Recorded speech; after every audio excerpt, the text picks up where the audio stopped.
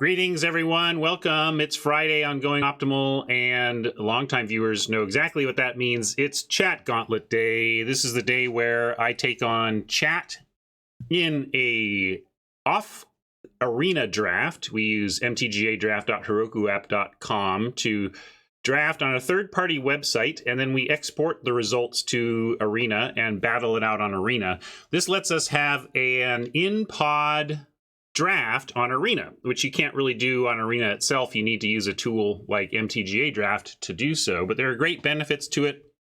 You get to play against the people you want to play. Like, it's not random. You get to choose your opponents, so you can grab your friends and do this. You can go to the Going Optimal Discord and find a huge community of people who do this. So you don't even need friends. You just need to join the Going Optimal Discord, and we'll make some friends for you to battle with.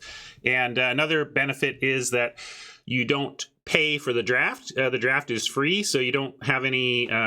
You're not chewing up gems and gold in order to play. That's especially nice for people trying to learn a format or to really learn to draft. If you're feeling like drafting on Arena is costly for you because of your win percentage, it's a good way to work on getting that win percentage up without paying that heavy toll of gems and gold. It just costs you wild cards. You just need to have the cards on your account to play with them.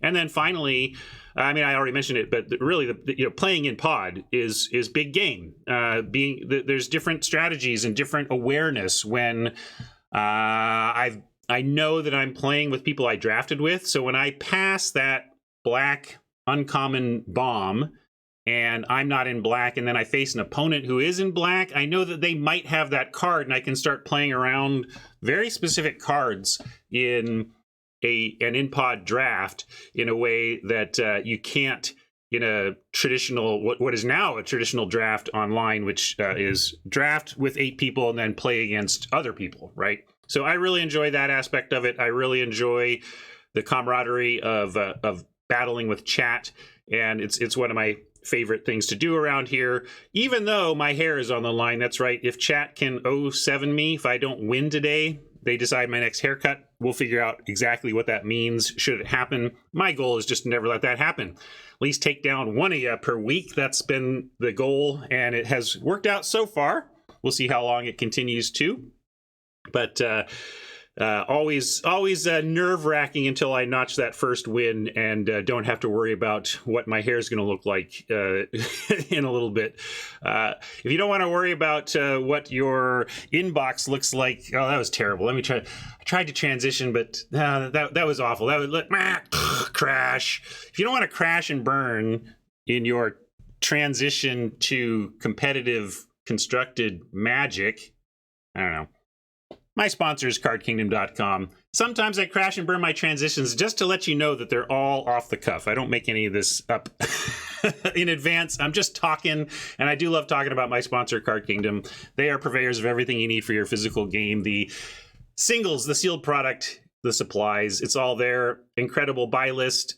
I was just looking at it the other day, trying to find more cards because I sell cards too, but I have a whole tier of cards that aren't worth me selling because it's just more lucrative given the time-money equation for me to just sell those cards directly to Card Kingdom. It's pretty crazy that as someone trying to make money on the secondary market, one of the best ways for me to manage my inventory is to sell at wholesale to Card Kingdom because their prices are so good on the buy list. So if you're ever looking to turn your cardboard into cash or credit, check them out for that as well. And just remember, anytime you do anything with Card Kingdom, if you use my affiliate link in the panels, in the YouTube notes, or in the chat link, you're gonna let them know you got there from here. That helps keep me on the air and gives me chances to do a better segue next time.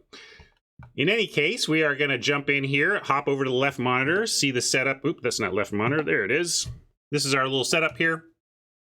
We're going to wait for Hat to do a ready check, and then we're just going to dive in.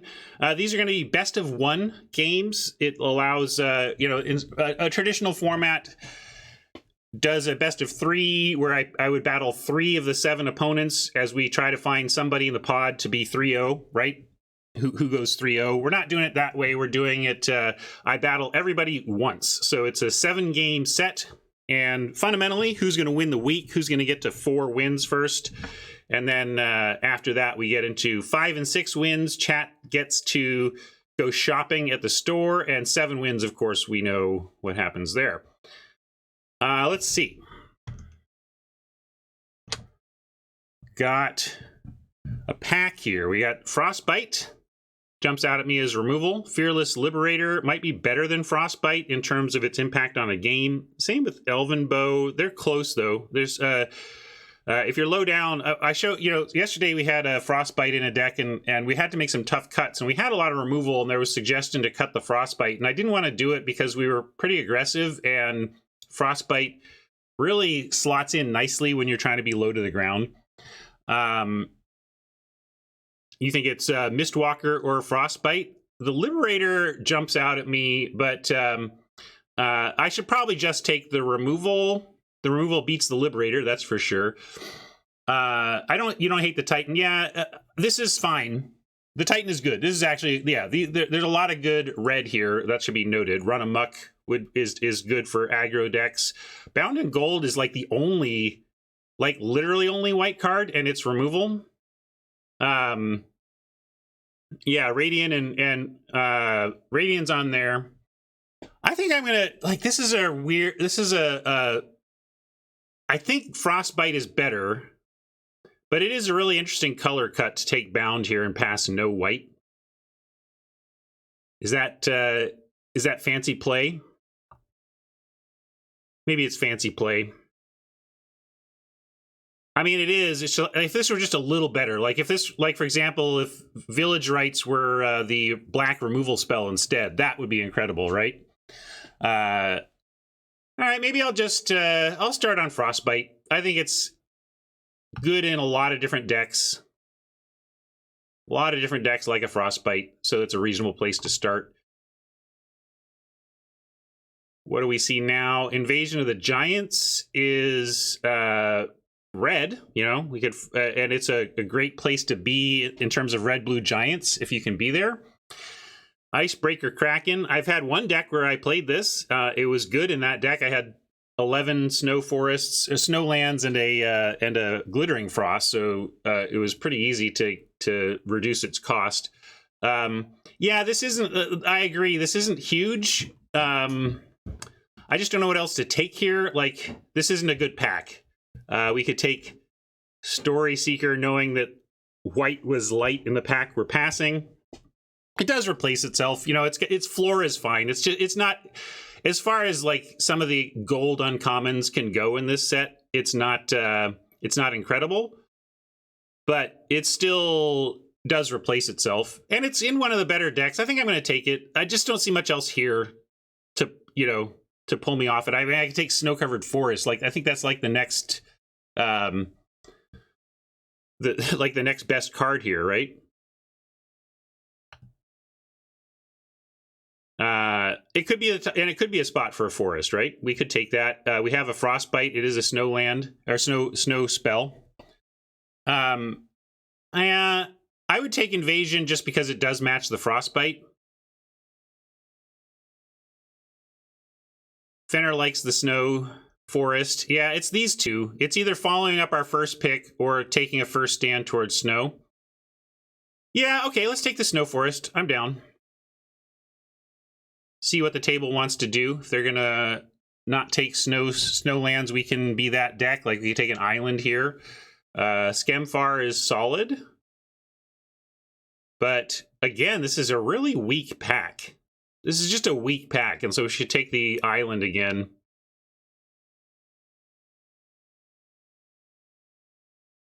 The opportunity cost here on the snow island is like, what? If the land was gone, what would we even take? Would we take Braggart, Herald, in case we end up in the Herald direction?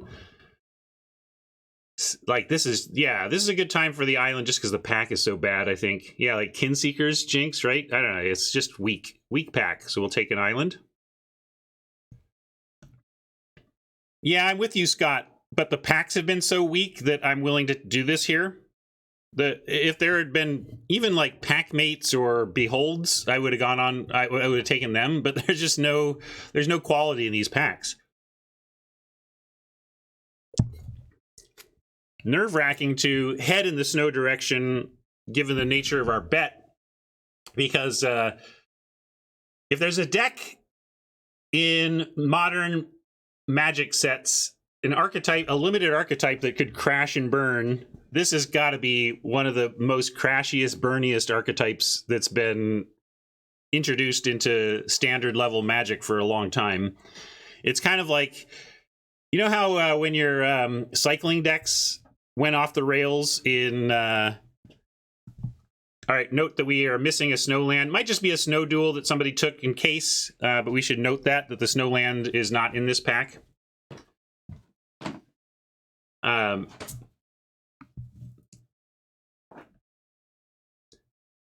But yeah, so now we take maybe a Vengeful Reaper just to take the best card. Hey, look, gives us a red card and a black card. Maybe we'll rejoin our old friend. There's Frost Augur if we really wanted to kind of do it, but this is the type of thing you wait until you have, like, Frost Augur is not playable unless you are, I don't know, you want about a 50-50 shot at finding a draw, I think. Swaggy's like, yes, do Augur. Do it.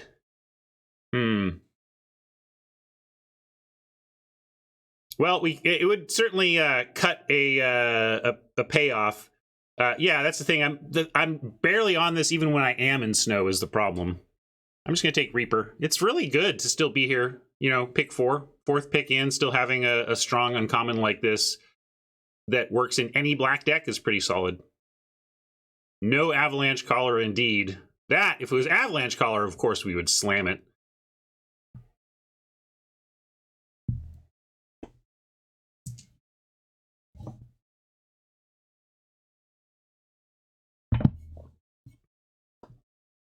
Red-black land with another one coming around. We have a Sulphurous Mire. That's a red-black land that I really want if I'm going to take a red-black land. Pilfering Hawk is the type of thing you can play in a much lighter approach to snow. But yeah, Sulphurous Mire is my gang here trying to force me into the old friend of red-black.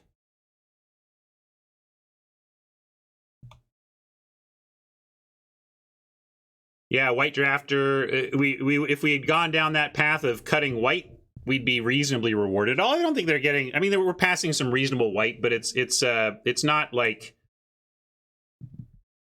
I'm not like filled with regret or anything yet.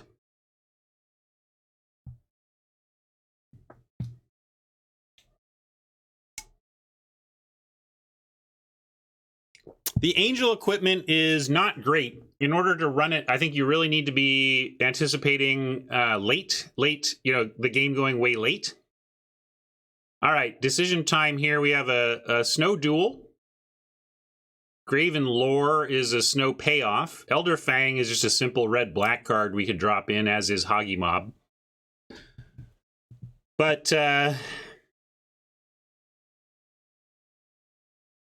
it's really Elder Fang or Snow or Sinkhole, right?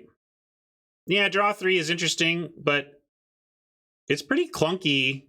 I'd much rather have Behold, honestly, than Graven Lore.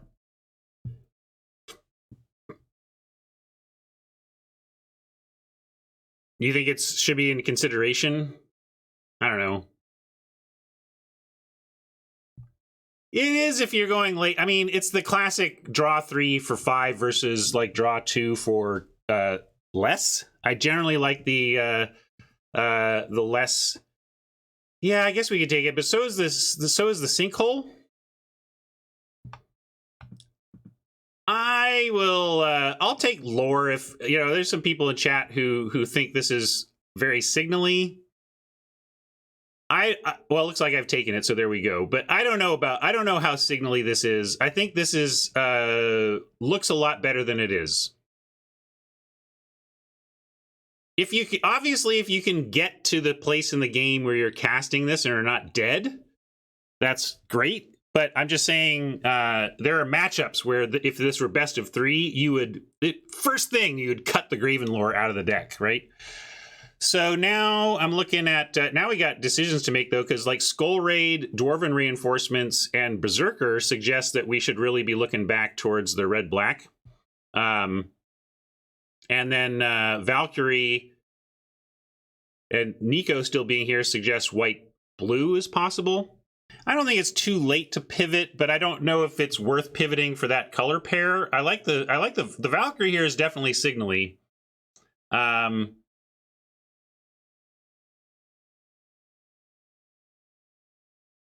Yeah, that's two. Raid goes in any deck, whereas Reinforcements really wants us to be the aggro thing. So I do like the argument that Skull Raid is the most open pick that we can take there.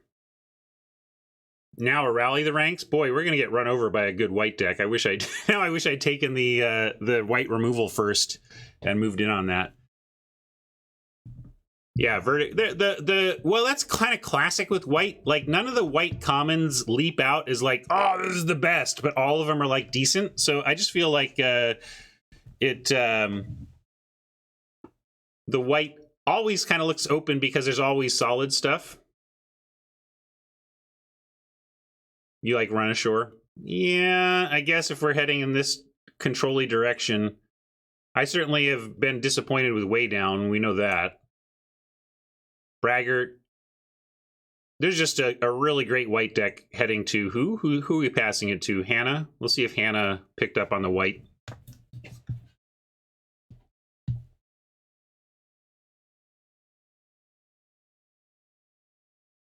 So, yeah, we'll take Run Ashore. All right, well, there's some stuff. You know, none of this is like Pilfering Hawk is interesting, where you can definitely activate it. It's a good control plan. You know, it helps you long game. Depart can help you get to the late game. Just trying to survive. Village Rites goes into more of the red-black, but you're not. You know, the only red card we've taken is our pick one Frostbite. And so to me, it's Depart or Hawk.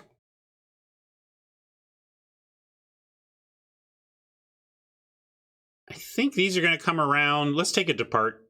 We're competing with, I mean, yeah, these are roughly equivalent. I don't know. Yeah, rating we're like the Hawk. Some people like the Depart. I don't know. They're obviously pretty close here in terms of what they're doing. I'm going to move these to remind me that we can foretell those. Skull Cairn for the red-black hedge, or Kraken for the, no, we're really doing the snow hedge. I doubt we're doing the Kraken, but it'd be funny. Let's take the Kraken because it's a more, like if we do end up here, it'll be funny and great. I don't think it's unlikely. It's unlikely that we're going to really get there, but if we really do get there, this is the pick. And these two are just whatever enough that I'm going to go for the highest ceiling. All right, and then a priest here suggests maybe we've done it. I don't know. Certainly taking that. And it's looking like we're blue Grixis Snow. I'm into for Grixis Snow or non-white snow.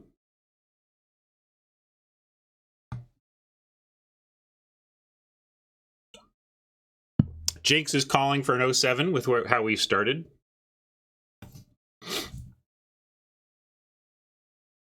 I'm just counting on somebody to get mana screwed no matter what I draft.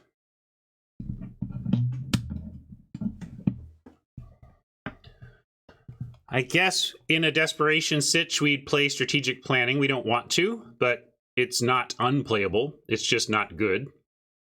It just doesn't matter much. I'm going to take a Wither Crown. Even though there's huge issues with this as removal, we should take it over a planning. Yeah, he likes them or accepts them as the type of thing you get late. Like the thing I quote like about strategic planning in this type of deck is that because you have to prioritize a bunch of snowlands, you often end up low on playables late. And that's the place where a very late pick strategic planning that is not embarrassing to run, you know, it does something, is a nice thing to have. Well, rewarded. We have to pass a Feed the Serpent, but bloody snow for us. I'm going to send it right now, and like Dr. Schnuffy's going to be like, what? Already passed?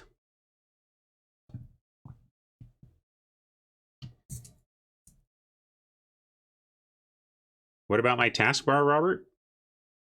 Jeez. You know, I took the time to actually clean my desktop. Look at this desktop. I got so tired of hearing everybody complain about my icon-heavy desktop that I actually cleaned it off. And now Robert's giving me hassling about my toolbar? What, don't you people have stuff on your toolbars? Robert, have you used this feature? Maybe Robert doesn't know about this feature. It's incredible, Robert. Like, you take all the stuff you do a lot and you put it down here, and you just click on it and boom, it's open. It's incredible, Robert. Try it. Yeah, we're gonna take the pillar. Pillar plus Blood on the Snow, also great. The classic combo, I've brought this up before. Sweepers plus tappers equal forcing your opponent to overcommit to a board that you're going to blow up. And then once you blow it up, you get to start tapping the first thing they do to recover. It's really powerful. Constructed level powerful.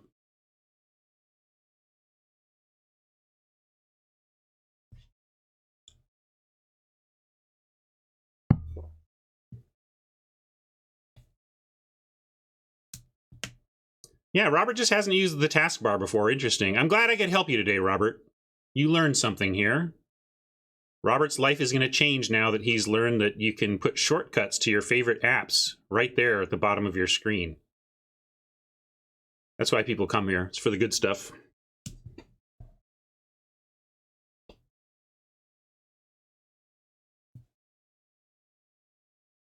Snow-covered swamp, we really want.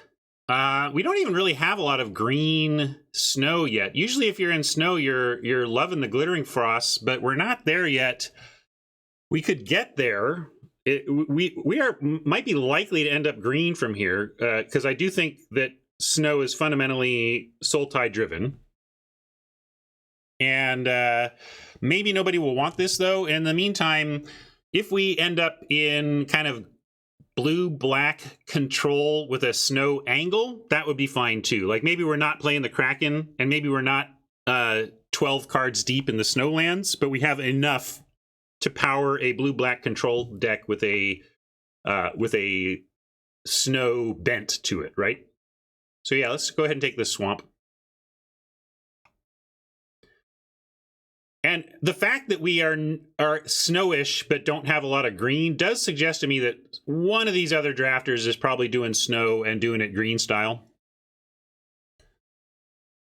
And here we get put to the test because Path to the World Tree, great in the multicolor snow deck.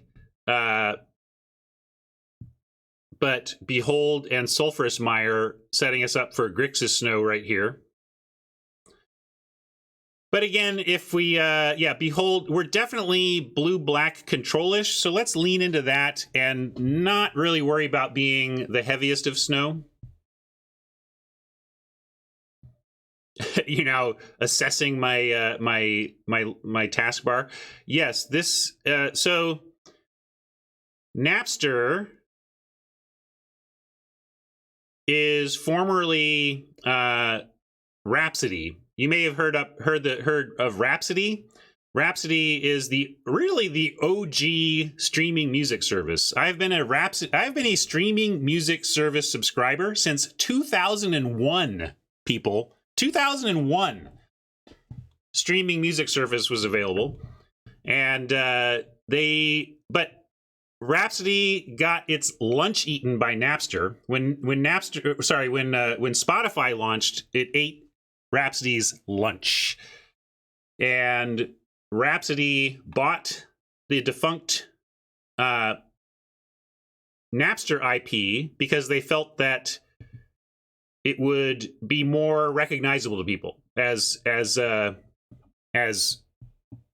music service, right? People didn't know what Rhapsody was, but people in their head know, okay, Napster is about getting free music, right? So that's what they went with there. Yeah, we'll take the Ford. Truly perfect as we're trying to be Grixis Snow. That's a Grixis Snow card right there.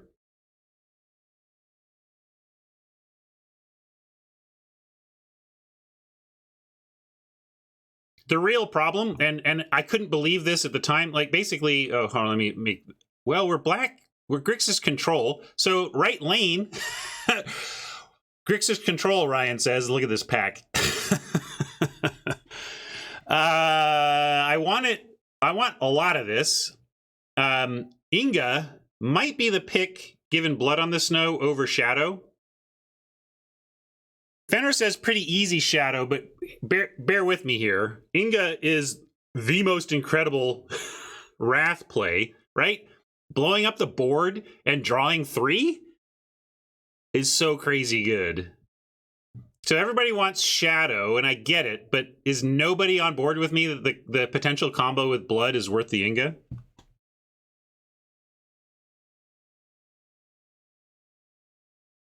I'm going to show you. We're going to do it. I think this is too cool to pass up.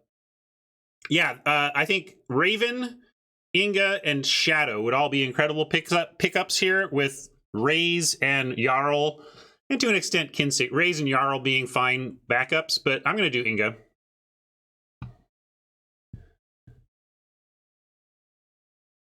Anyway, I was saying the Rhapsody's big mistake was that they never offered a way to sign up without giving a credit card. You could never try out the service without giving them your credit card number, and people are just not into that.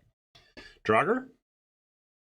Again, yeah, we're going to get maybe destroyed by somebody doing some 5-color stuff, but I think we're too far away from dipping into the green at this point.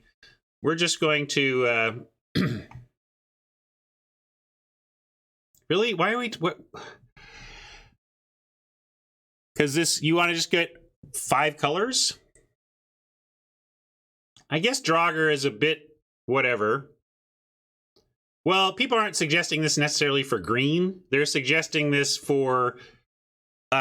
if this is your 6th land, it taps for everything. So it's not about the 5C. It's about Grixis fixing on turn 6. So that's a fair point. Draugr, Berserker, and Mists are all reasonable plays. Well, decided for me there. I really at least feel great about being in the right lane here. Clearly, at least this direction, blue-black is open. We have another opportunity for a Draugr. Saw it coming at the uncommon slot. Yeah, hard counter, good. Yeah, we'll take it.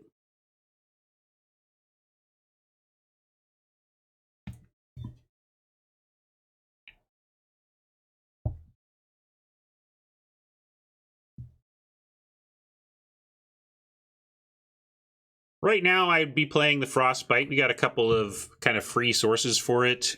Disdainful Stroke, hard counter for the most important stuff in the game, so we'll take that.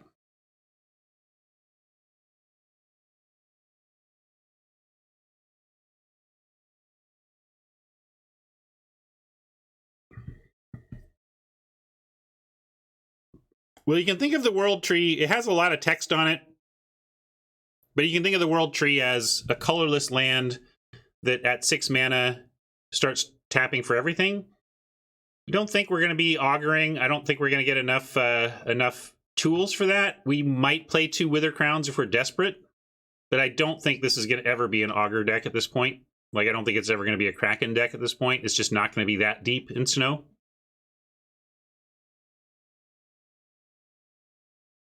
Didn't we take that swamp?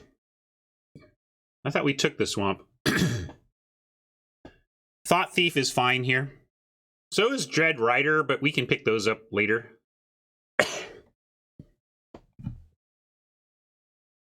Rider is better, Fenor, but I believe we'll have a chance at one if we want it. And I really like getting our early drops shoring up here. And if we don't end up with one, I'm okay.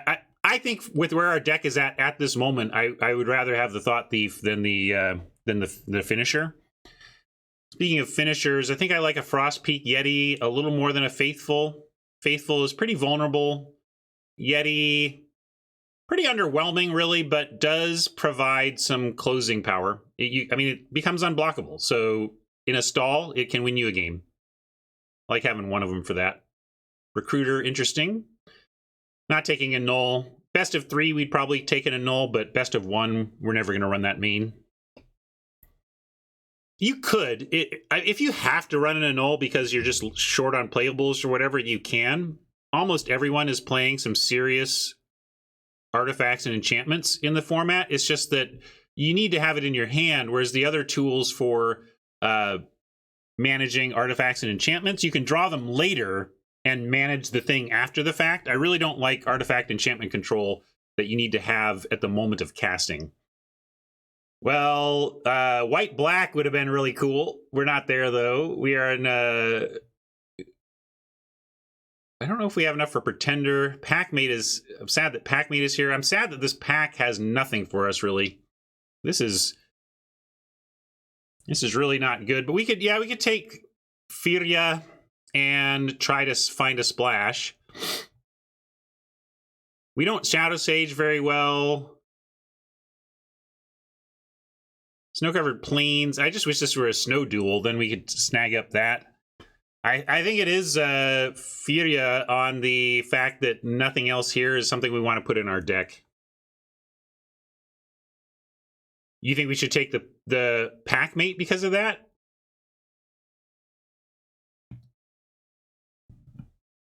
You were thinking Splash the God. Huh. It's not that big a deal, though, right? I don't know. I guess this is okay. The shield is cool, but I don't think this is so powerful that we have to splash it. This feels like a better splash to me. Really? Non-creatures? Yeah, I don't know. If a source an opponent controls would deal damage to you or permanent you control, prevent 1. So it prevents some damage and taxes targeting. No, it's your opponent's control. So ours would be fine. I'm going to go with my gut. I don't know. I don't know. I'm going to take this.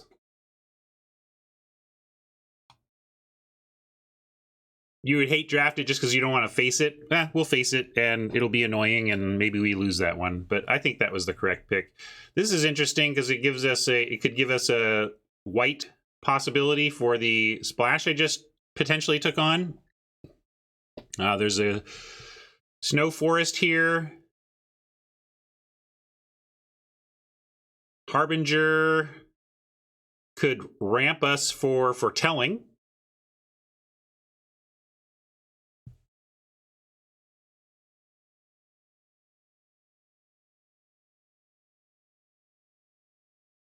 Yeah, this is a bad pack, and I think I just want the land. Maybe Harbinger's like the second best thing here, and I'd rather get some fixing for the powerful card we just took.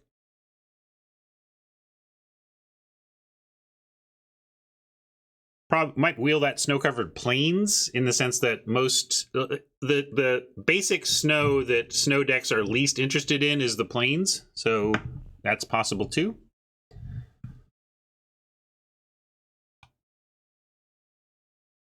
Whoa. Sorry, buddy. Passed on that opportunity. Basalt Ravager could be a splash component, part of our red splash. We got a little bit of red going on. This rare, yeah, we can take this rare too. We do have the red. Somehow I was thinking like we're not red-black, but we're red-black enough for the dragon, I think. There's a lot of good going on here. The Rimewood is interesting as well. Oh, we're still very Grixis. This was just a spec, really. I don't know that we're playing this. Yeah, let's take the Predator. We'll play that.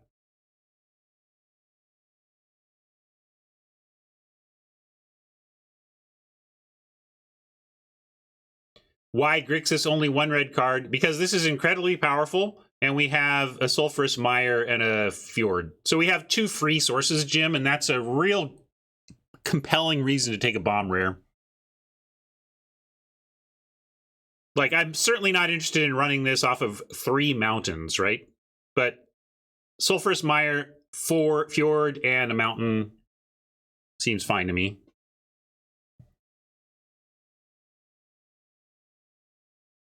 I'm feeling pretty good about the pillar. We would like some more snow. Here we go. This is a sinkhole that could allow us to also play the Furia. Let's see what else is here, though. Raven's Warning. What does this do? Oh, this is the... this is interesting.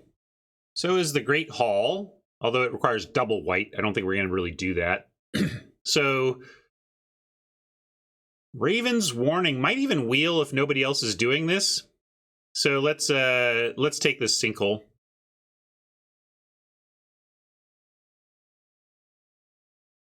Yeah, I'm everybody around here who's watched me a ton knows that I've played my share of Cardors, and I'm in for it. I think it does some stuff. The 4/3 for 4 that has the upside of luring some small stuff to their death is pretty good. And then the incidental drain is also good. It's solid.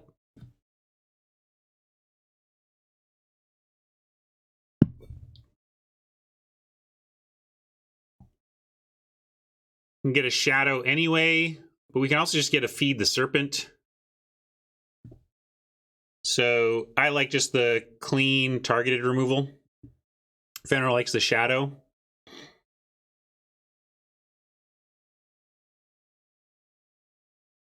Yeah, it's true. It does work with Inga. Jinx likes this reflection. I think it's okay. I think it's just a little bit fancy play. It's just too much setup for me to prioritize it when there's these other options. Yeah, Exile is no joke, Flip. I feel you.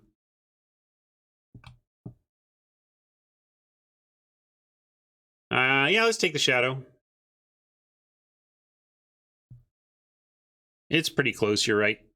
Here's the snow-covered plains we can grab, and what's the cost to provoke? We are trying to play some red. This would be a perfect, like, third red card. And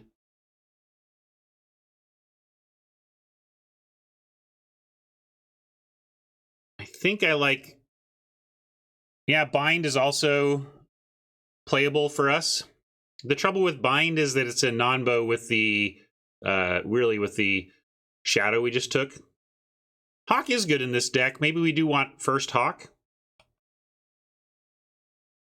Plains, Hawk, and Provoke are the call-outs. I'm looking at the Provoke because we don't have that much pinpoint removal. But yeah, we can take a Hawk. Let's take the Hawk. Swamp here. Here's another possible Dread Rider. Do we have playables? 32, 31, 30, 29, 28, 27, 26, 25, 24. So this is 24 cards. Well, it wouldn't be, it's not an easy swamp if we were low on playables at this point, but we are good enough on playables that we can take the swamp here over the rider. Yeah, there's some questionable stuff that we would like to cut, but given that we have a non-embarrassing deck at this point in the draft, we can take the swamp and look to upgrade from here, is what I'm saying.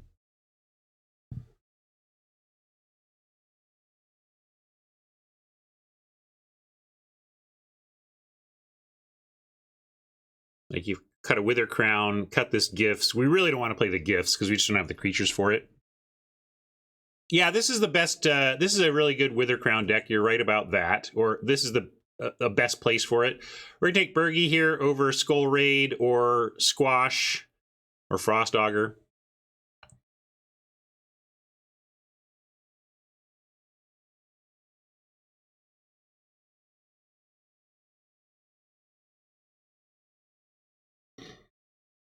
Don't know if we're playing Furia. We do have the Sinkhole, but I don't have enough other fixing to justify this yet.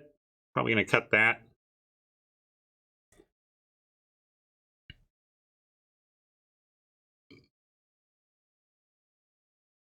Oh yeah, Pathway. Sorry, that's right. We do have another piece of fixing. So we do have two. I'll have to think about it then. We might bring that back.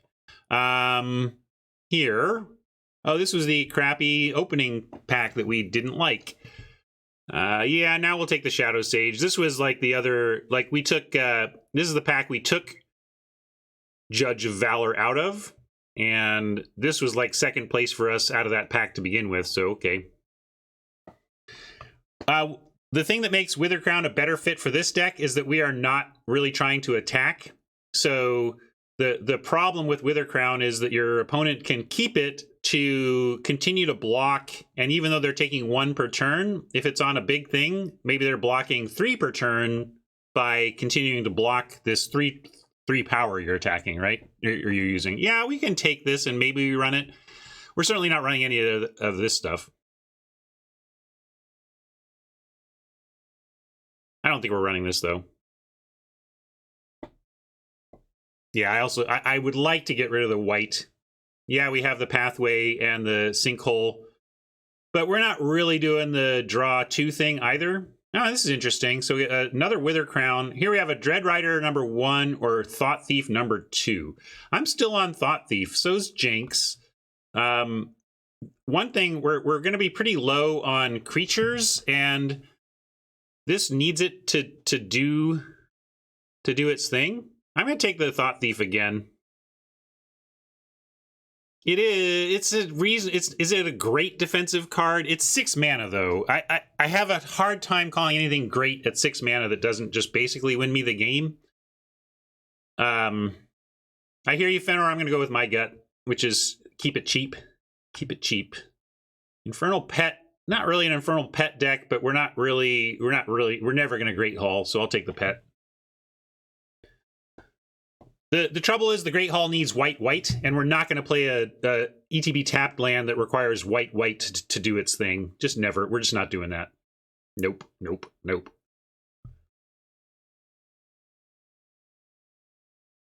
we could cut it, like maybe we don't want somebody else to get it, but that's my thinking there. Never playing Dusk Wielder. Maybe we cut it. Could we play Seize the Spoils? We're never splashing that either. I'll just cut this in case somebody's aggro.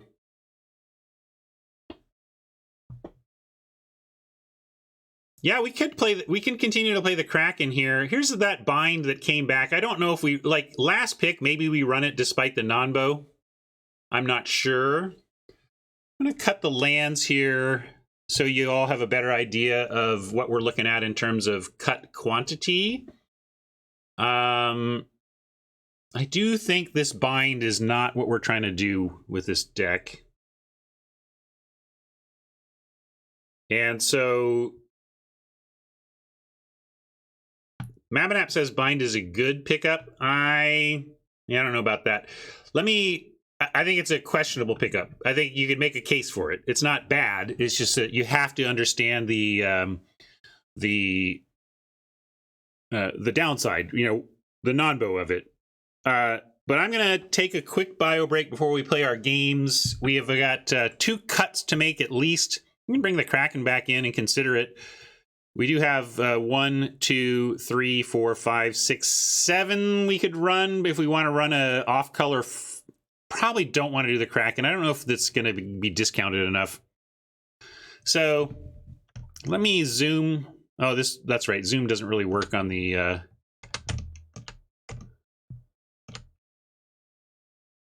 card size here. But I'm going to leave this up for you to stare at. What I want you to come up with are your candidates for cutting. Then we might do some polling to figure out what we're going to cut, make some couple quick cuts, and then get to playing. Okay, so study up, and I'll be right back. Yeah, maybe, let's see. What am I looking at? Shadow, we're going to foretell.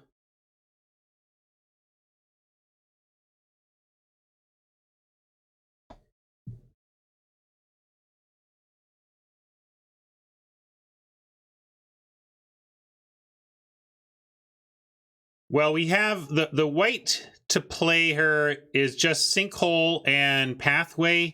So we'd probably need to run a Plains.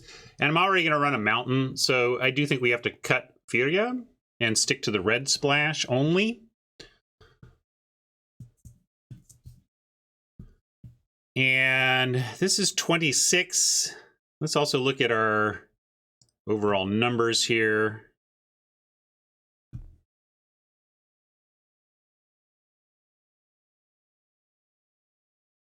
$13 creatures currently. Gannett, it's not about the power level of Firya. It's about the greediness of our mana base, and I really don't want to have to add a Plains. I just don't want to add a Plains. We're already going to have to add a. I mean, it's just one land, but I really don't want to have to do it. Jinx says you don't need a Plains to run it. Well, then you're talking about. I'm also not running the World Tree. I don't want to run a colorless land that becomes uncolored, becomes everything we need by 6 or whatever.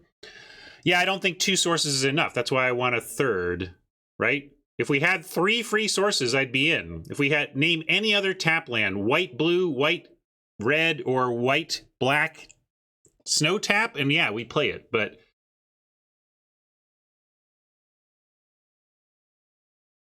well, that's the question. Here's the big question. Do you want to muck up our mana to include this stuff? World Tree is so simple, but it's so simply taps for colorless until turn 6. Until you tell it's yeah. I want to be more tightly blue-black with a touch of red. I think, yeah, that's what War Furnace says. Land 6 does not come on turn 6, which is why I adjusted my phrasing from turn 6 to 6 lands, right?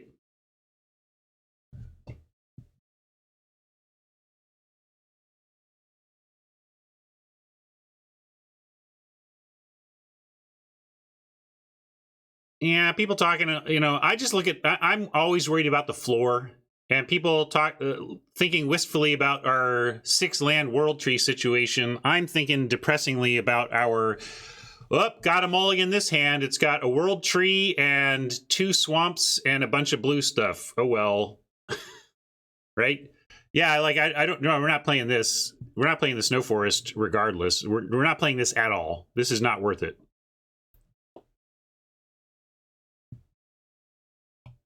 No, Sinkhole's got to go in as a tapped source of, like, I'd play an ETB tapped Snow Swamp, which is what this is, right?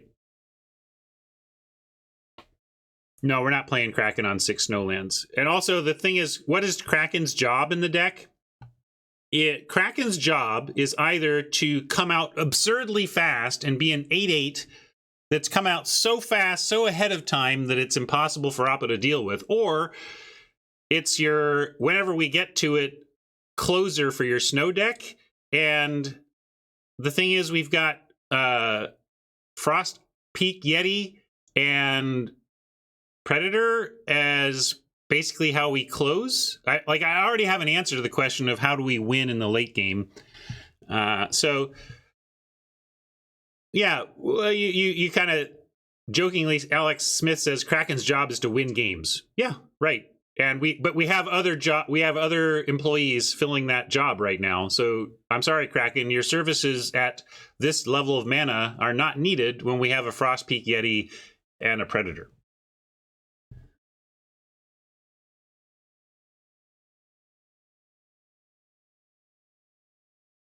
Well, certainly, I'm curious. Yeah, the table clearly was, but I think this is an interesting draft because I think Snow landed probably where it's supposed to, which is with a bunch of decks having a little bit of it instead of one deck having all of it. So anyway, back to this. We're close. This is 25-15. One more cut, or 2 more cuts to get to 17 lander. We could also, yeah, we could do an 18 lander in this type of deck. All right, let's get back to it. I like the planning here. We can get rid of this pet, though. That's just not what this deck is doing. What else is not this deck? Just not what this deck is doing. That's the only obvious one to me. Everything else is fairly on point. Yeah, Recruiter's a good call, actually. I like it. This is the deck for it. Crown has just been very disappointing when I've been playing aggro, and largely my black decks have been aggressive, right? Yeah, we could even cut Shadow Sage. Let's cut Shadow Sage and put it in another Wither Crown. I do think this is a Wither Crown deck.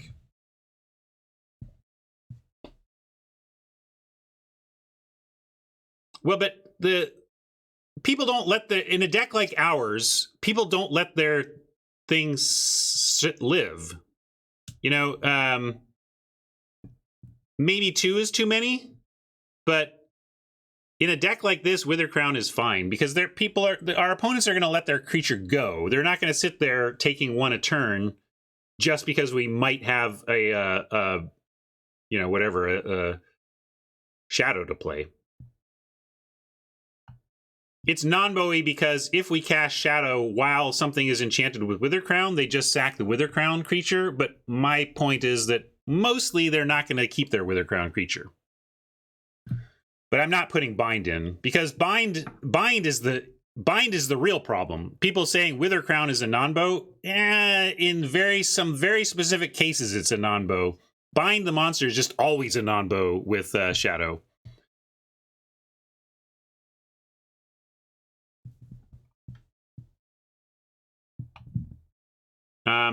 Let's play just 1 though. That's a reasonable compromise right now. This could also give us the 18 land avenue, which I think makes some sense here. We have Behold and Behold and Gravenlore to give us some card draw. And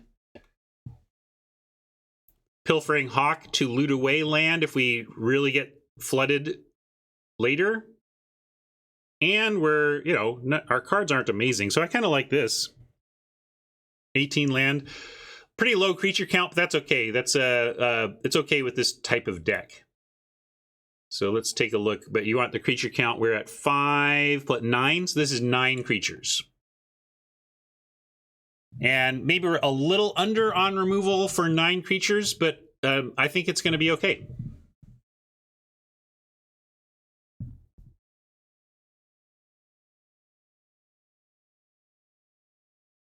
Put those in. I'm going to leave the white splash out. I want some consistency here. We may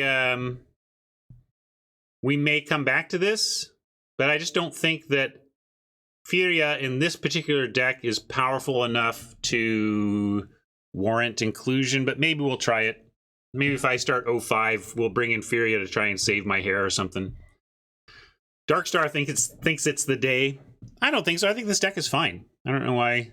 I think this is good. Depart buys us some time, and then we replace it with our card drawing.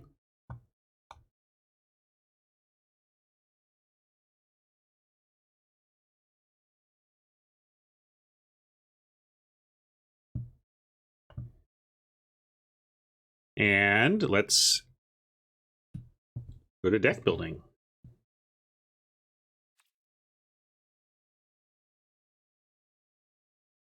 This is the first time I've been even kind of... This is as heavy snow I've been without also being green. I'll say that. Usually if I'm this snowy, it's because I'm green. So this is an interesting deck to me.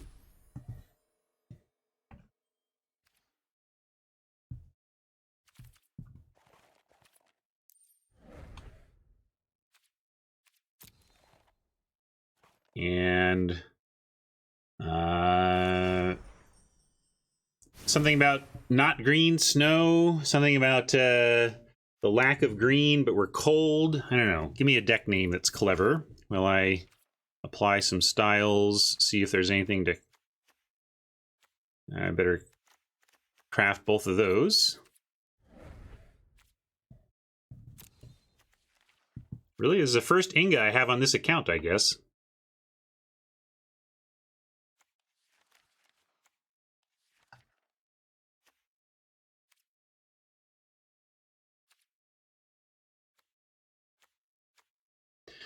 I don't know if this is a mistake. I think we kind of have a light snow deck that just happened to get some extra snow lands, right? Like, really, we're just a control deck that is kind of splashing snow for Icebind Pillar, some Blood on the Snow value, some Bergstrider value. Like, our snow components are really a splash, except for Priest. And maybe that means Priest isn't going to be at its best here, but it'll still block. And even if it takes out a 1 toughness or 2 toughness, that's okay.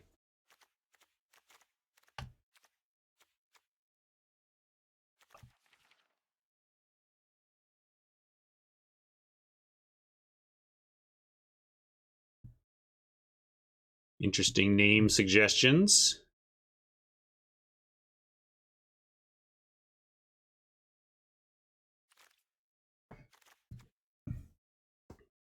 Want the Kraken on the box? Sure, we can put the Kraken on the box. Just don't make me put it in the deck.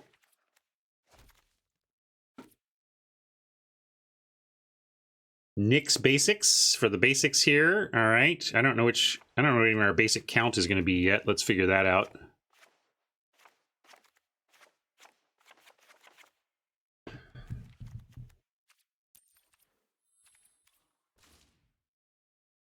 What set? Does it technically come up in Theros? All right, they do. Cool.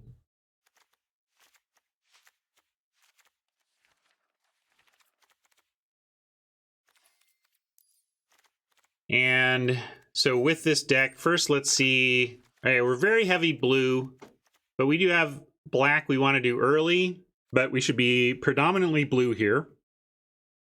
So with one of each, we've just got 1, 2, 3 blue. We've got 1, 2, 3, 4, 5 black. We've got 1, 2, 3 red. So black gets a boost out of the gate just because of the duels we have. And then, so this boom, boom brings black and blue even. And then I don't want to add any more than the 1 mountain. So the rest are going to be black and blue. And I'm going to go even, even, even, even, even, even, and then we'll give the last one to blue. 1 more for blue over black as opposed to 2. That's really the question. I mean, look at all this density of early blue. So blue is really where we're at on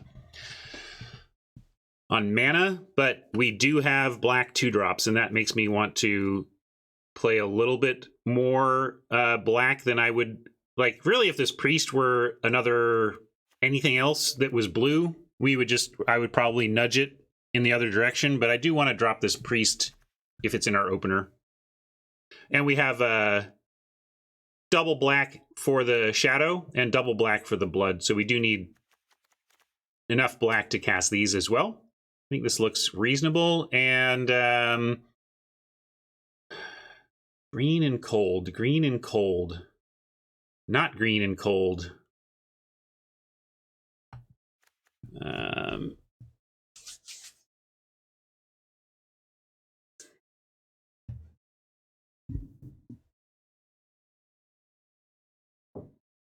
I think I resolved all my hanging friend requests, but if I need to restart, that could be what's going on too. Quantum. Let's see if I have Quantum in the list yet. Got Quasar. Anyway, stalling on name here.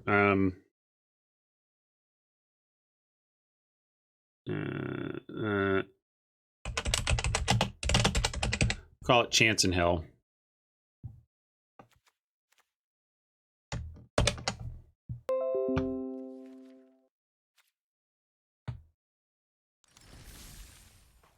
I'm also going to close and reopen. I think we have a friend system issue that is often resolved by a restart.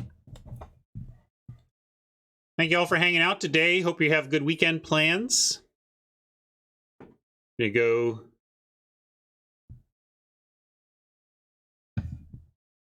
do boring stuff myself. It's also taking, I hit close. We're waiting, right now we're waiting for Magic Arena to close. There you go, thank you.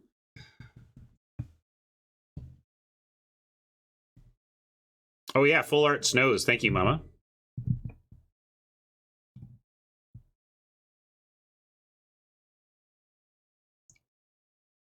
They should let you change to your Full Art Snows in limited that's not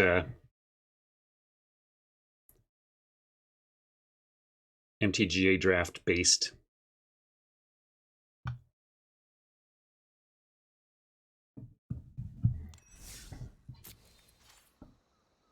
We're all happy for you, Queen. Everybody deserves to be loved. Thank you, Happy. I enjoy my community as well, and you're part of it. You're part of the reason, Happy. There's Quantum. And looks like we're good.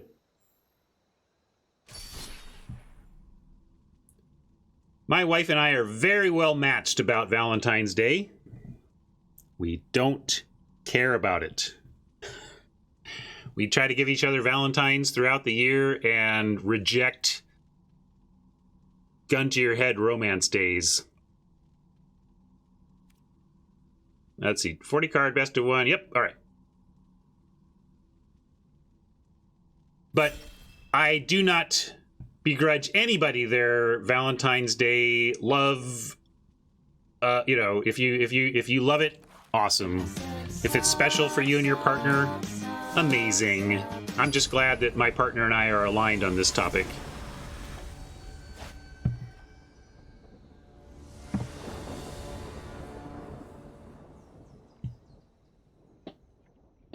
Thank you for the sub. Can we keep this?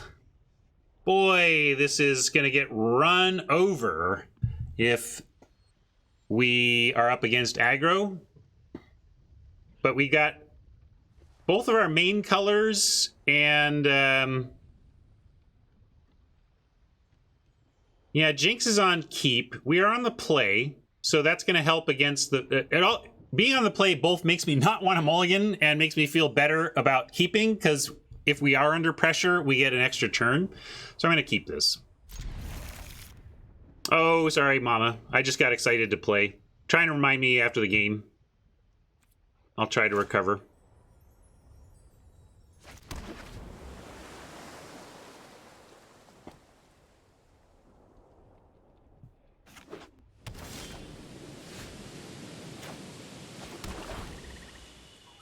Well, we got our 2 red cards in hand, so our red splash has shown up.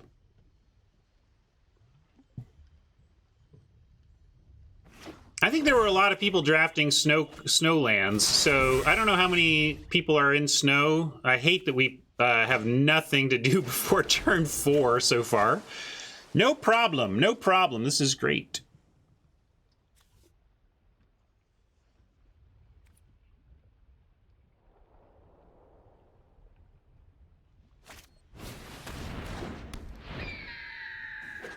I really did clean it up, Robert. There's no desktop number 2.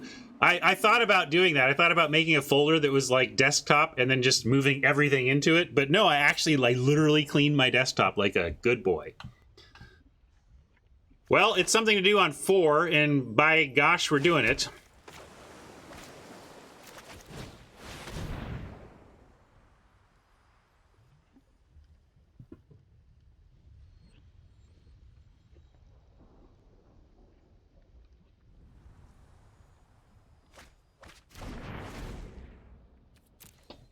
Couple lands down.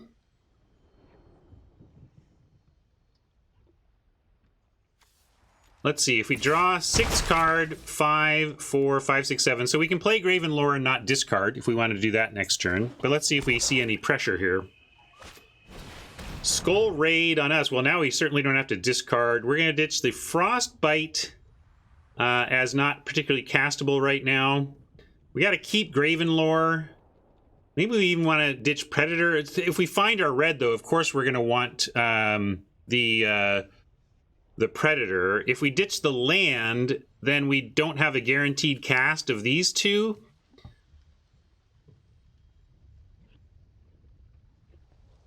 All right, we'll ditch the red. I have a hard time ditching something as bomby as the Predator, but we also do have Blood in the Snow, where if we blow up the world, we can bring this back. So I won't be greedy. I'll just set up the nice guaranteed sequence. Now, I'm glad we do something that we would have been able to cast, but I'm glad we kept the land. I'm glad we're going to knock this down for a turn, and then we get to Graven Lore next turn.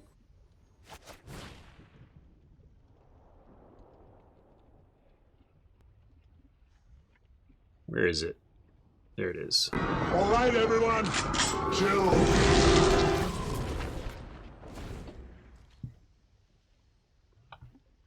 Yeah, it's a Yeti, not a giant.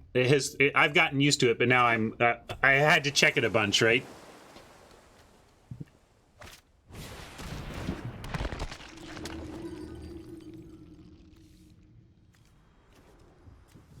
They've got the tools to kill the Strider. Wither Crown. So here's where, how much damage are they willing to take? How good is Wither Crown here? I think it's not, we're not even playing it. We're going to Graven Lore this turn. Well, I guess we could Yeti. I guess we Yeti. I don't want to get raided again, though. Raid would be rough, so there's a way in which I want to get cards while we can. But I'll risk it. It's just another Skull Raid here is just brutal.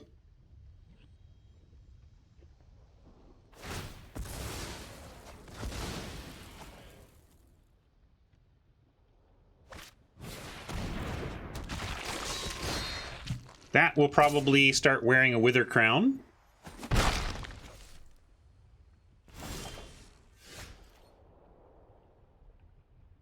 Our choice here is Graven Lore is our only spell, or Wither Crown activate Frost Peak.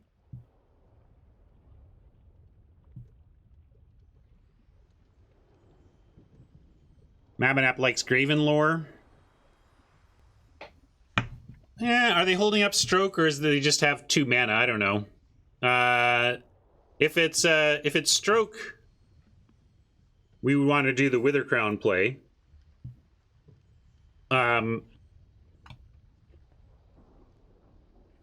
Hold back and Lore is called. There's no Force Spike type effects, right? So I can wait on the swamp at least. All right. I'll try it.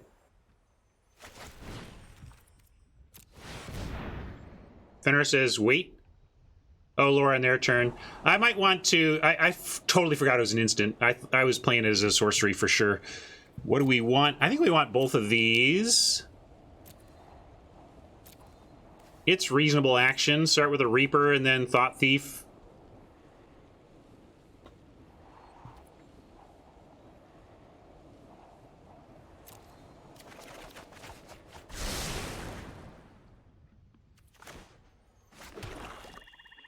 Gonna play land too. We got a lot to do.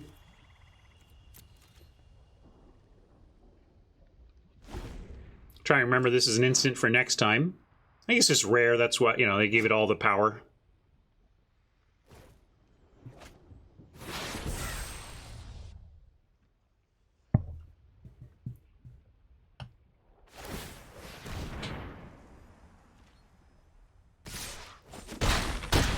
Looks like we racing. Behold! I like Priest being able to take out the Draugr, even at our measly 2 snow. We have 6 total mana. Priest plus Wither Crown plus some sort of Beholding. Makes sense to me. Kind of like Wither Crown on the Draugr, since it seems like Quantum has decided to start the race.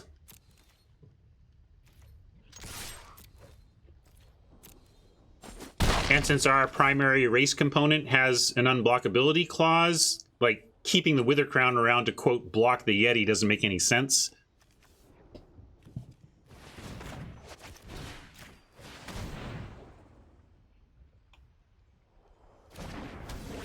Pause from Quantum with a single Ice Tunnel up. So with that, we are thinking possibly the Blue Bounce spell. We are thinking possibly Village Rites.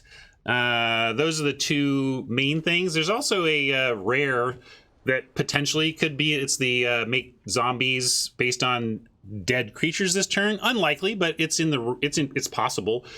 Still, we're gonna assume it's probably bounce or village rites. If it's village rites, we're gonna find out pretty soon because they're gonna turn Grim Draugr into 2 cards, right?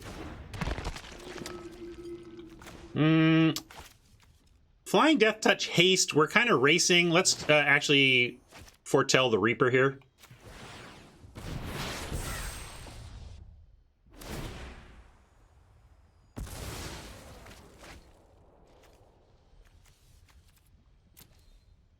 Huh. What was it then? Maybe they're throwing us a bluff? It's certainly in the range of my opponents, knowing me, to just hit control, go into full control, and give me a pause to confuse the heck out of me. No, the Hawk was tapped. Hawk was tapped. I took note of that. Remember, they were racing? They attacked with Hawk and the Draugr.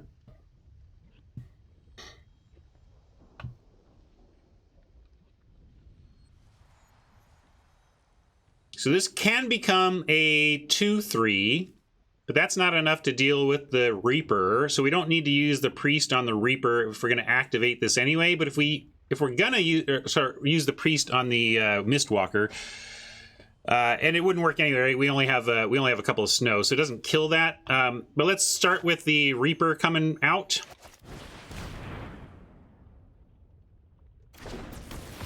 Send both, no activation, let them block either if they want. They're never going to block the Death Toucher. If they block the Yeti, then we get to finish it off with the Priest.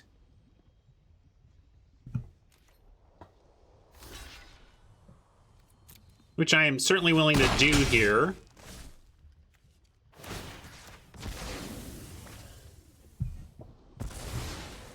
And then we can really do it all here. I'm going to play the Thought Thief and then foretell the Behold, but let's start by looking at the top.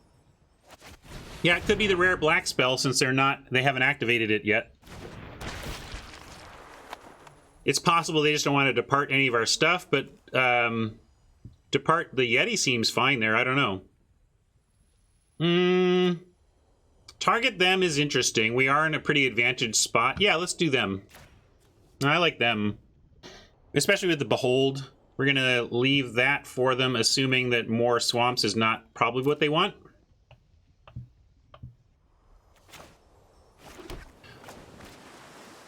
Interesting. Why do you want that, Haj? Like, I feel like we're the ones successfully applying pressure now. We just added 3 more power on board that they currently don't have anything to block with. I think that's pretty strong for a 3/2. Well, it was the rare. There you go. Now they got something to block with. But we still have 5 power that's tough to block.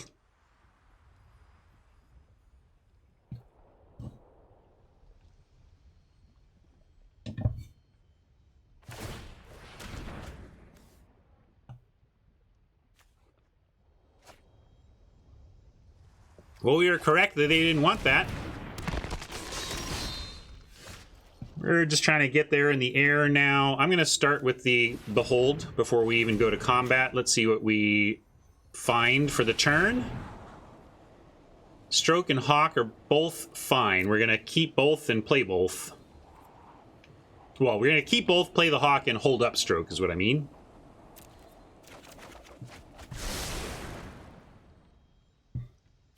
And in fact, we can do it all here.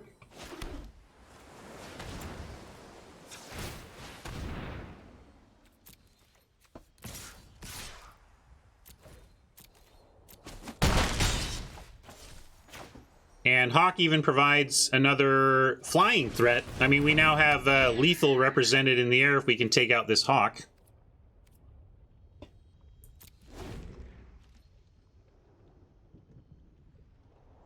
Fair enough, Tron. I have to make my way without Tron's prognostications. Can't stroke that. But it doesn't stop our current board advantage. They've got a lot to attack with, though. Might just be race, race, race. They didn't send the the tutus. I think I just would have sent these. I mean, our choice is either block or not block. And maybe we just block, but yeah, I would send the zombies in Quantum's spot. We're racing, and it would have been uncomfortable extra pressure. Now, if we draw removal, we win. Let's see if we can do that. Let's do that. Removal win. No, no, you don't get that. We can send everything, or we could actually, I think we now just send these two and start hawking. Yeah. Since we can't win, we should, let's loot. Well, now if we loot, we don't have the 1 power in the air that would be part of the 6, but we still loot first. And that's our red splash, but our red splash is in the graveyard, like both of them. Still, I'd rather keep the snow land than the non-snow.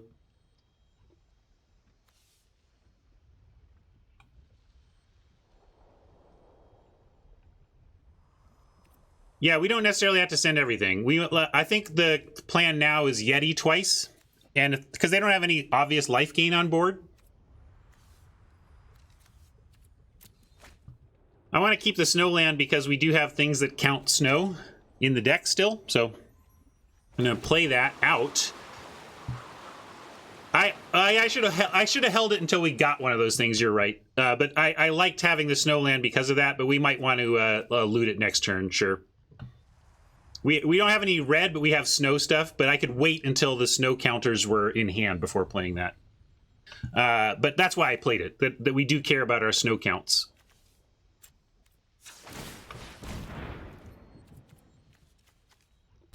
So, yeah, I don't like putting ourselves at too much risk on a crackback. We're going to block with both of these if we need to, and just try to get here with Yeti. And as I said, you know, Yeti is not a super impressive card, but in a control deck, it can finish the game if they don't answer it.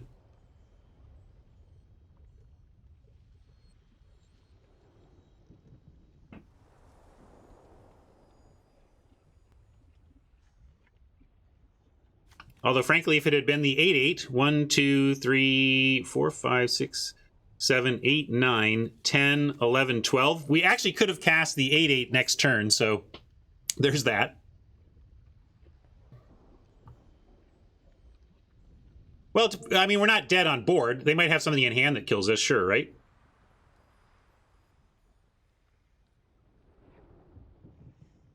If they pump twice, Draugrs 3. Oh yeah, maybe we're dead. Shh, shh, shh.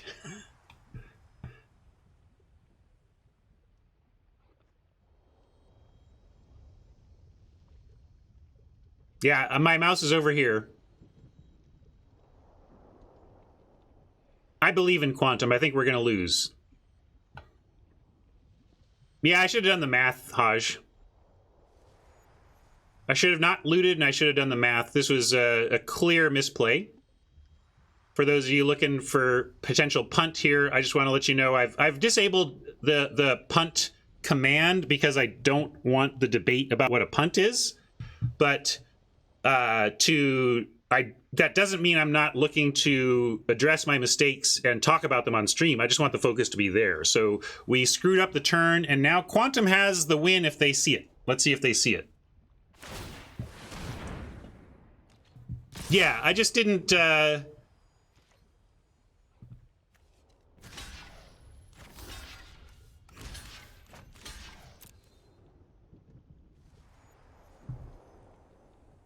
I didn't think through, and we lost because of it. So well done, Quantum.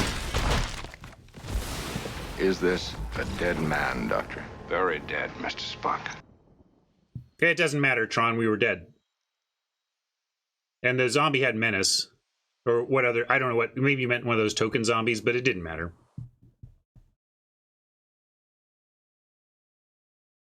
Well, that's embarrassing. I don't like that I just played into an onboard lethal. But I did. So let's try and find a win elsewhere. We are 0-1 to start. Hair still on the line. Quantum probably trying to figure out our hand and decide if there was anything they could play around. But honestly, at that point, you can't beat anything. If I had like removal, they can't beat me, right? So you can't play around that. You just got to hope that I don't have it, and I didn't.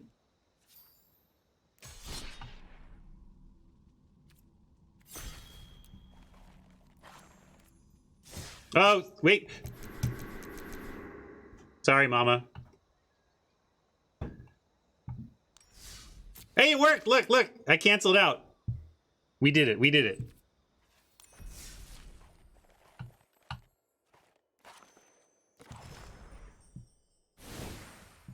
So we were going to take... Okay, we got 2 swamps and 1 island that we're going to go get our snow lands for.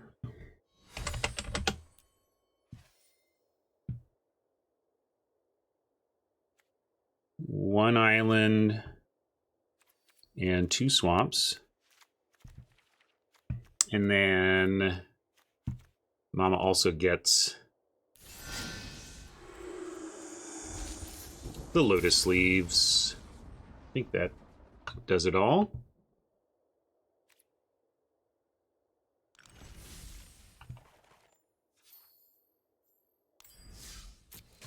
Try it again. Good job, Pablo.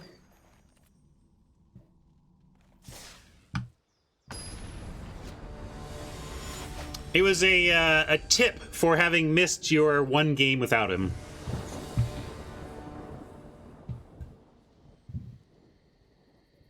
All right, this looks like a fine start.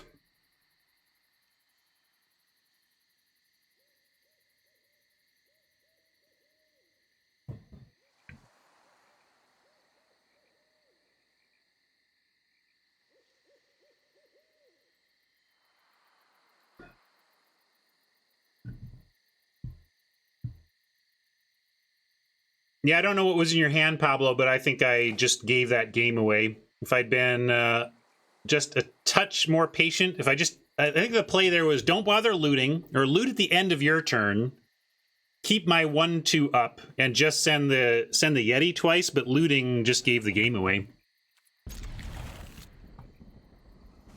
Yeah, you can't use full art snows in draft because it just doesn't work that way. You can't add, you can't add snow basics from outside the game, and that includes replacing existing ones.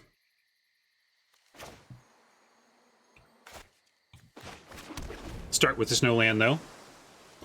Yeah, it's not a style, it's actual blessed lands.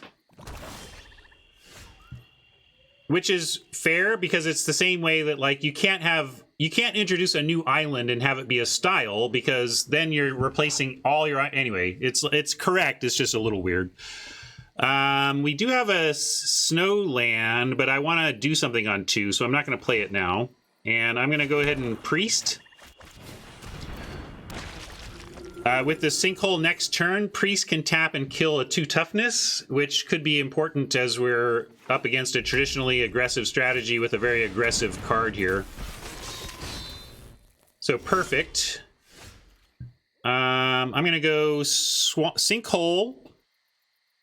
Well, we could go swamp Thought Thief. Actually, I like that. We have time to play this sinkhole. Let's go swamp Thought Thief, and then we have another blocker.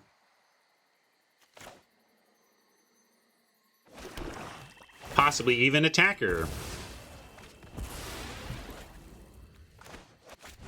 We're going to look at our hand here. One thing to note is we only have 1 blue source right now, so got to keep that in mind. We're going to keep blood on the snow, though. Too good.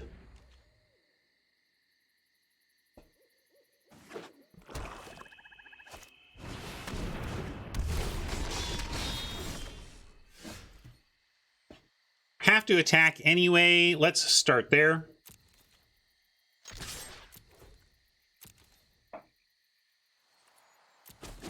And now we can play the tap land and foretell. But I think I like just swamp hardcast behold at the end of their turn to find the lands we need to add whatever we need to set up for the turn after. So that's what I'm going to do here. Could also just foretell it, given that. It telegraphs a little bit, but I think it's okay.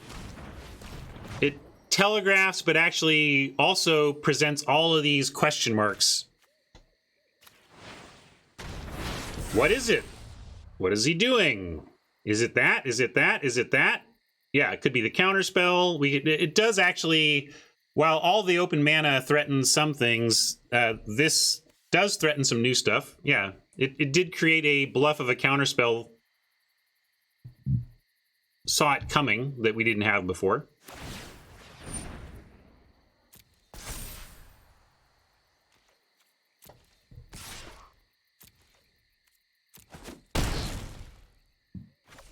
But if we can just survive the next couple of turns, we should be able to blood it. And although this is interesting, three cards, 4 land, both colors of mana, no action. What's up with that? Shadow, I think, is still keepable, and so is the island. We want the island, and the shadow is more on-plan stuff. So let's take both of those. Ooh, Depart is nice. We're going to go Sinkhole. We're going to attack in with the Thought Thief.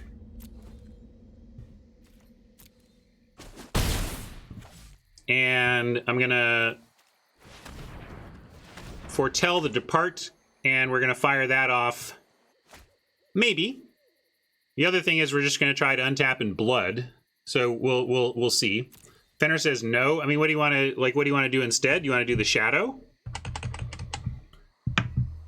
I just feel like, yeah, I guess if we foretell Shadow, we may decide we don't even need to Blood. Yeah, just foretell both. Yeah, let's foretell both. If we foretell both, we just don't have Depart available, but we don't really want to Depart anyway because we want a Shadow or Blood, so that's fair. Well, you just want to hold this. I don't think we're ever going to cast this, right? We don't need to foretell it. It's true, but why? In what world are we casting this before we untap? Like, we don't want to send Bucket's creatures back to hand. And so, given that I don't intend to cast this, I should just store it for a discount later. Oppo targets it with a rune. I'll still let him have it. I mean, that's a pretty narrow case, but I suppose, yes, maybe that's the case, but I think it's correct to foretell both. I'm going to do it.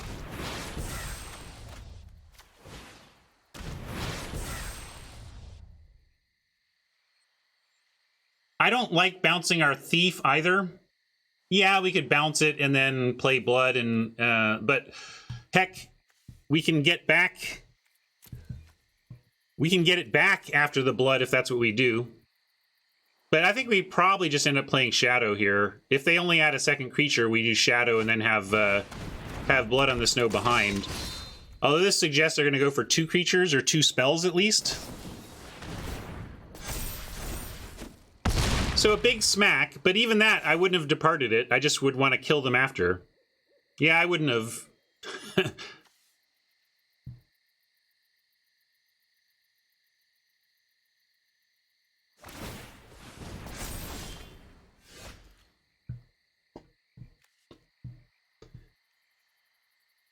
A couple things we could do here. Depart is non-land permanent. We could send the Helm back and get the block. But let's just...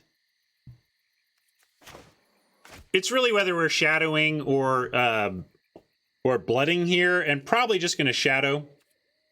And we could depart our own Thief if we want. Is that worth it? Because, yeah, we can depart our own Thief and save it. We can also depart the next thing they play to get tempo. And I think I'm going to attack...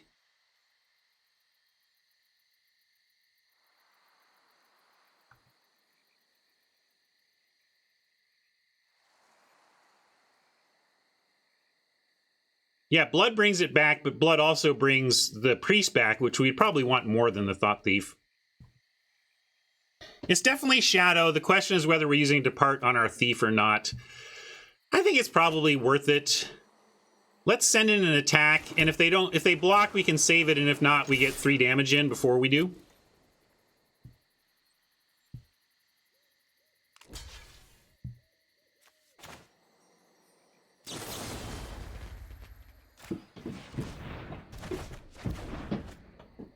Shadow is an instant.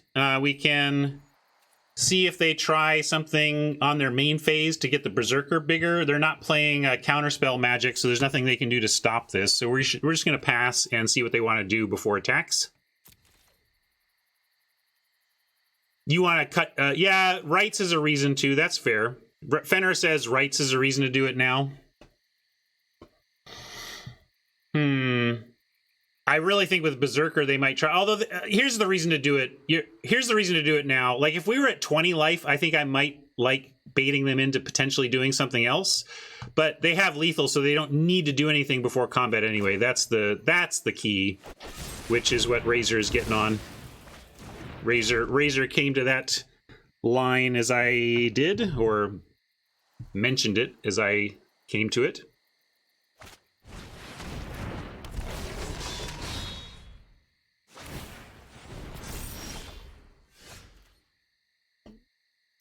We can just run ashore, target non-land permanent. Yeah, we can do the Tormentor and the Doom Scourge, and that's instant. Yeah, we can just do this.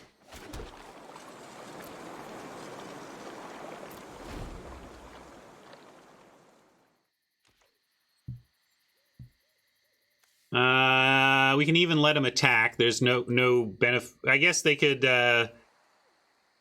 run amok, but that would be great for us.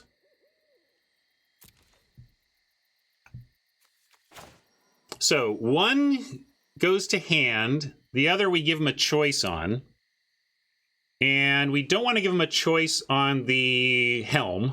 We want to give them a choice on the Doom Scourge. Because the Helm, if we gave them a choice, they would bottom it. We don't want to give them something to bottom.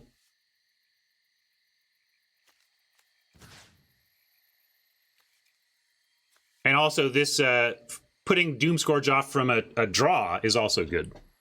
Yeah. All the reasons to say Doom Scourge to library and Helm to hand.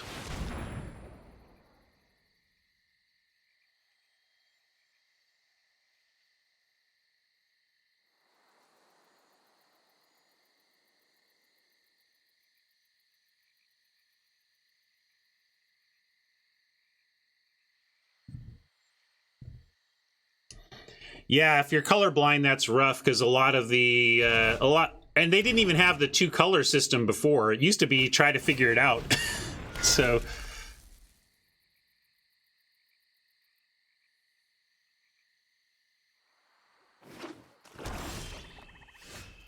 one, 2, 3, 4, 5, 6, 7, 8. Yeah, we can Thought Thief and Lore.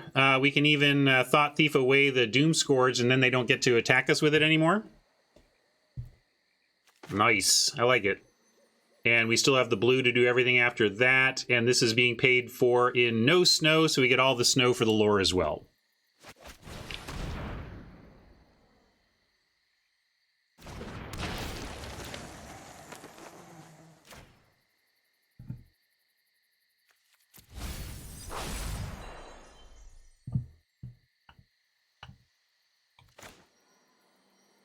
Only scry 4, unfortunately. It's an instant. They're not playing counter magic. We can wait on this. It's tapping us out, so we can't play anything off of it, and we might get more information on what we need to scry for, so just going to pass.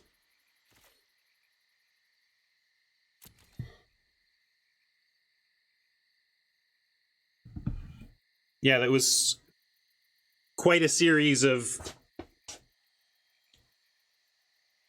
hoops to jump through to destroy target Cardor. Squash! Well, we can't stop that. It's okay.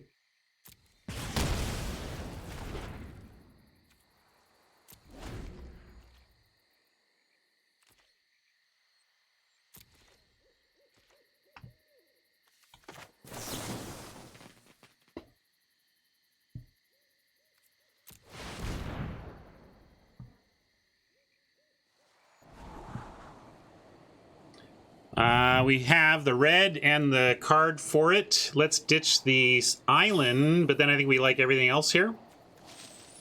Do we already have red? Oh, we already have red. We don't even need to keep the Fjord. It gives us a little extra for Blood on the Snow, but we're already pretty good on that anyway.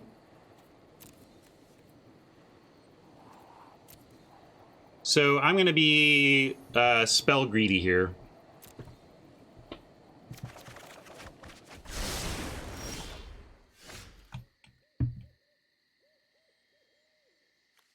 Do we even need to play more land right now? Probably not. Let's see. 1, 2, 3, 4, 5, 6, 7, 8. We can play 4 and 4.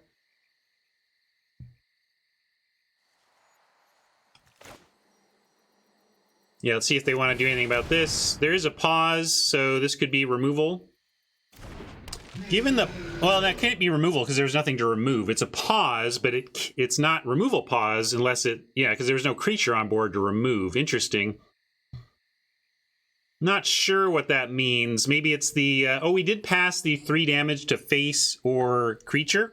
So it could be provoke. Maybe it's provoke the trolls. But we can play Predator, and if they try to do anything about the Predator, we can sack the Yeti, so I'm in for that. Feed the Trolls wouldn't have paused because there was no creature on board. Yeah, Raise the Draugr is a good call, too. Could be that.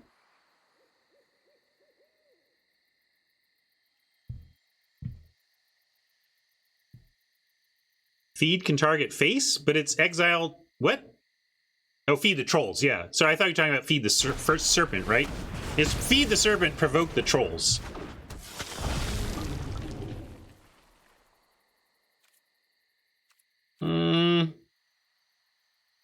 Six, 7, 8, 9. So there is a... You know, we could play Blood and Thought Thief, although technically we do both anyway. I'm going to keep both lands because they might be playing Skull Raid, and ditching these lands would be great.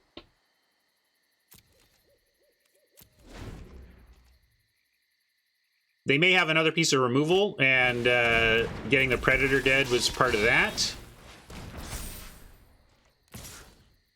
Well, well, well. Dead to Run Amok if we don't block. And we have Blood on the Snow, so I'm going to block. I don't want to lose to a combat trick.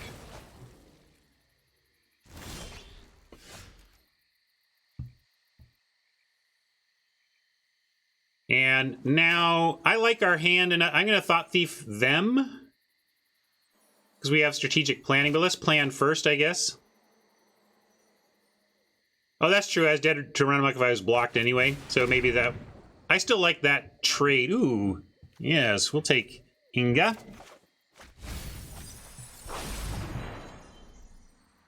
One, two, three, four... I'm going to play a land so that we can play both of these. If they Skull Raid us, we lose our Blood on the Snow, but then we'll have Inga and Draugr, and they will presumably not have much. Okay, G'danmore was wrong. I didn't think we were, but I do bad math all the time, so I took your word for it. But we do get to Draugr them, so let's do that.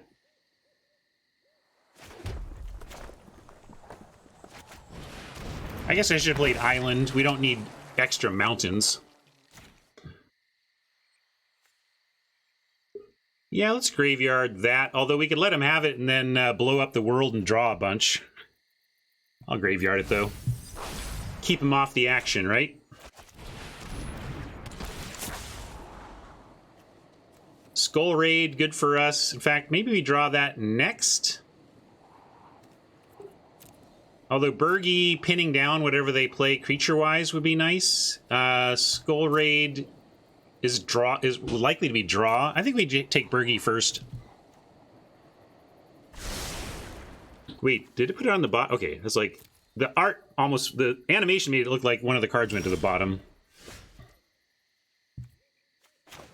Skull Raid here maybe would have been better, but because they didn't play a creature, but if the bucket had come up with a creature, we'd be really annoyed if we didn't have the Strider.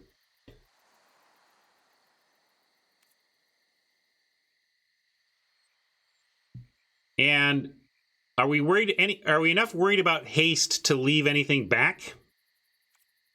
Or do we play Bergstrider for no value? I think we play no value Bergie, other than just a 4/4 for 4. Because then it allows us to keep the pressure on. I don't want to do this and not follow with Bergstrider.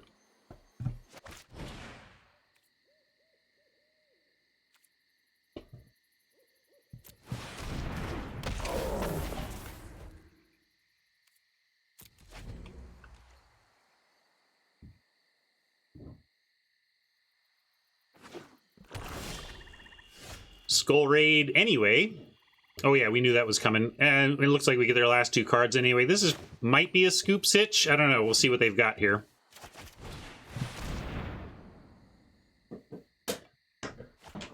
Land. So they were flooding anyway here. This is in honor of the bucket. This isn't for us. This is for Oppo. Oh, here comes the flood.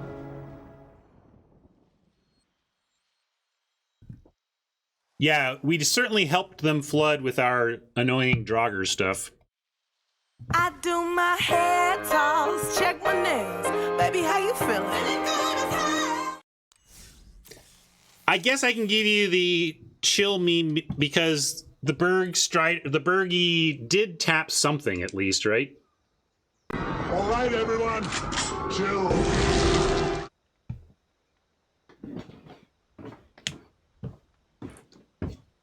Yeah, I think that sounds right. Hat made that one, Hunter, so Hat can tell you where that came from.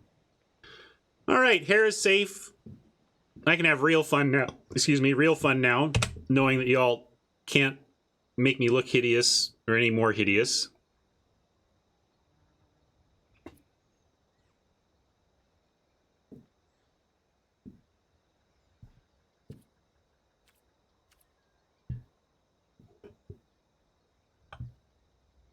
Shen is up next. Is Bucket back? Good game, Bucket. Sorry for the flood.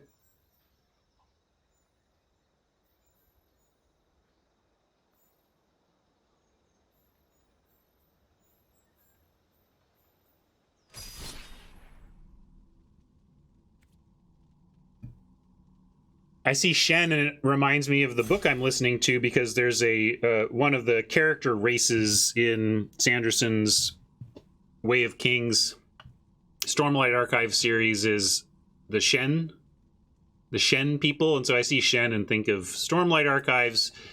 And for those of you following along at home, I am early in part 5 of 5 in my 50+ hour Sanderson audiobook.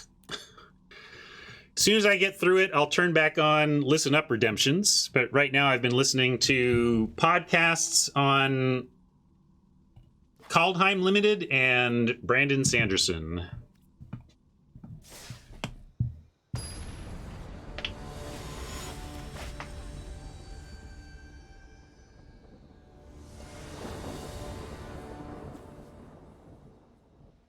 All right, another good-looking start here.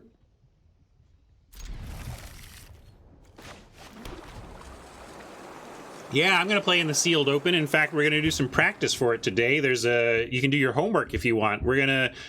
I shared out a sealed pool, I should say, and we're going to build it later. So you can, if you want to look ahead at the pool, you can start thinking about how you would build it, and we'll talk about it in a bit. Battlefield Raptor on 1 is pretty darn scary. You know what happened with the DRE. And I'm going to foretell the Depart. And then next turn we have potentially foretell and cast the Depart or Thought Thief, depending on what goes from here. The reason I want to get Depart foretold is that Raptors are often augmented, right? It's a classic card that you play on 1 and then you put a rune on it. You do... there's all sorts of things that could happen to make this Raptor even bigger, better, faster that a Depart would set back. So that's my thinking there.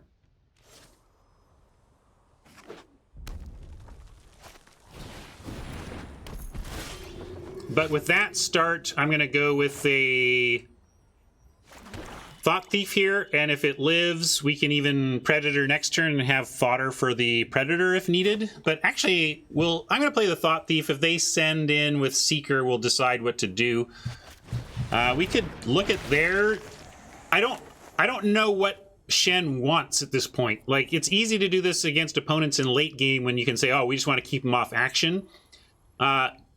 Shen could have 3 lands and 2 late spells or no lands, right? We don't know what Shen wants, so we're going to go with ourselves. And basically never putting that in the graveyard if I have any chance of casting it in the game, and of course we do here. It's really going to change things. We really want to just avoid damage and do everything we can to push towards the blood. Although Predator has activated Indestructible, so we can potentially play the Predator out, knowing that if everything lives, we can at least sack the Thief, blow everything up, and then Predator lives, and then we get the Thief back, we get some more snow. Worth noting, they didn't send the Seeker. I think I'm going to do that play now and see what Shen wants to do about it.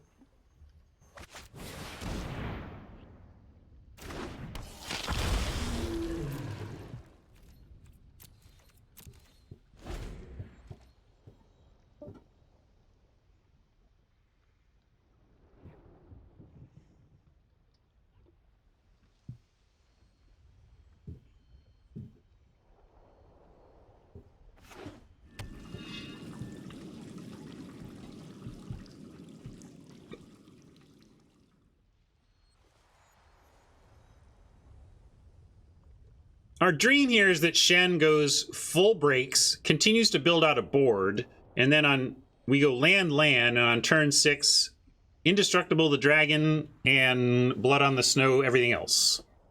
As long as we're asking for perfect things, might as well get 2 snow basics so that we can actually return Draugr off of the snow basics as well. But, you know, that's just...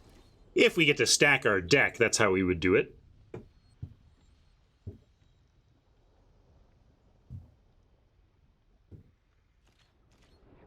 Great. That is exactly what we wanted. That is not bad. I kind of like just a Skull Raid here, though, and get 2 of their last 3. We could also saw it coming and have both the Counterspell and the Depart available. Too bad we didn't get land. We do want land to get this Blood on the Snow. Let's go...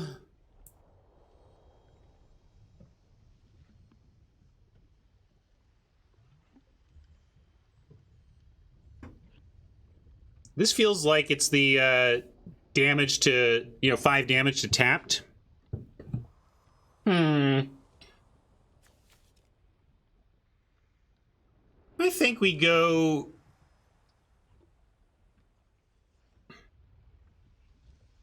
kind of want to go Saw It Coming, Skull Raid, Foretell. Just foretell all this stuff.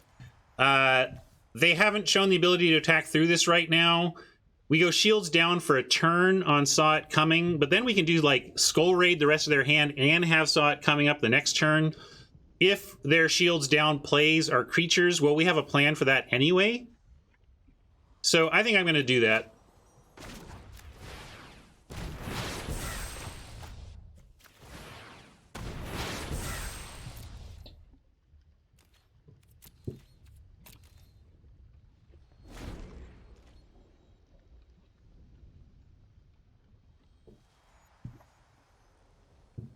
Got to look at these special lands or I forget about them.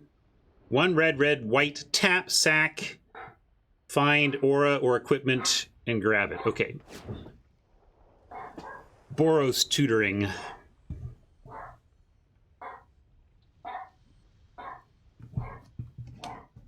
Don't worry, everybody. The neighborhood is safe. Rocket is on it.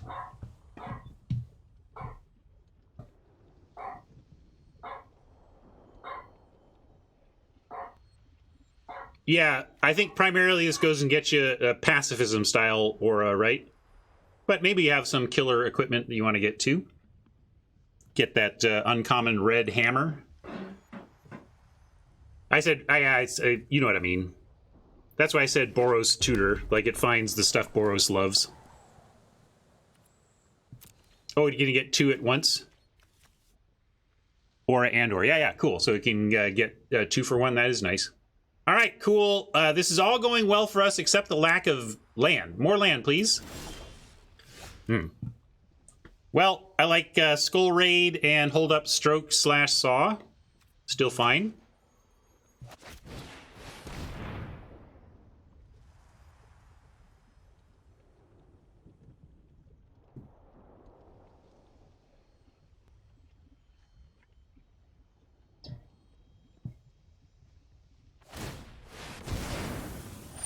Gonna go fetch some discard fodder.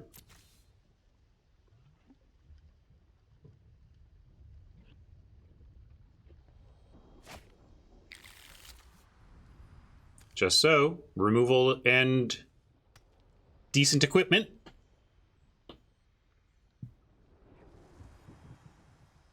Well, the equipment might be annoying. The removal not a problem. Almost certainly Shen is going to use the Bound in Gold on the Predator. We can either save it, counter it, or just let it die and get it back with Blood on the Snow. So we have a lot of options despite the incoming removal. Probably just going to counter it so we can keep the opposing forces at bay. Oh, they gave up on the wings anyway, and a Hulk. Okay, cool.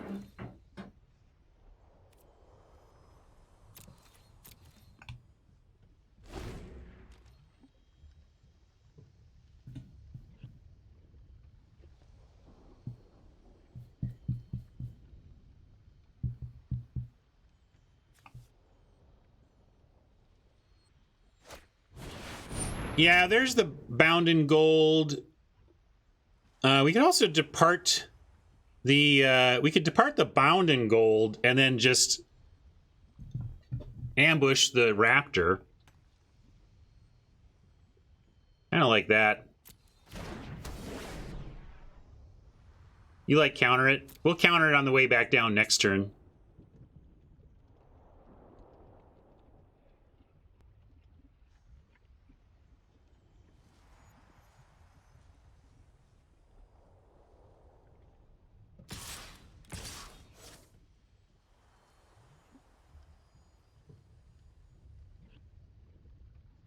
Shen's suspicious. Shen feels it. I know Shen senses what's up here. Something's up, but I'm gonna do it.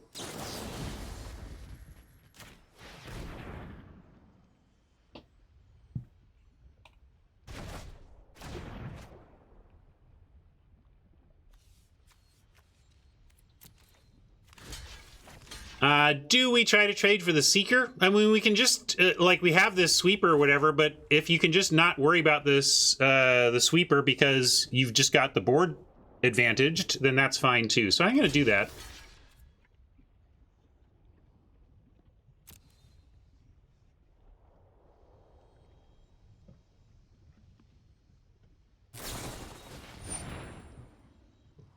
Now that we could counter, except we no longer have the Saw It Coming.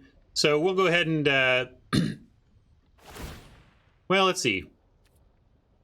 Yeah, I gotta do it because we don't have the blood around the corner.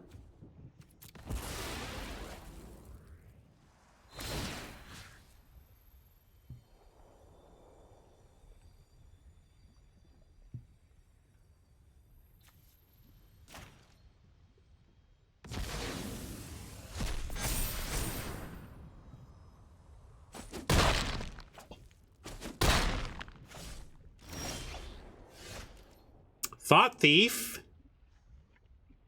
It would help us set up, but I need the counter for the Bound in Gold now. So I'm going to hold on the Thought Thief, and we have 2 counters possibly here.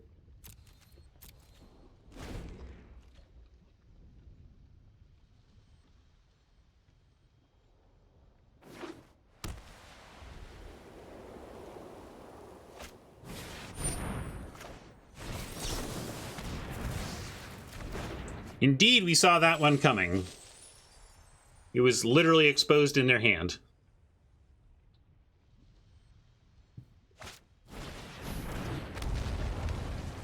Cannot stroke a plow.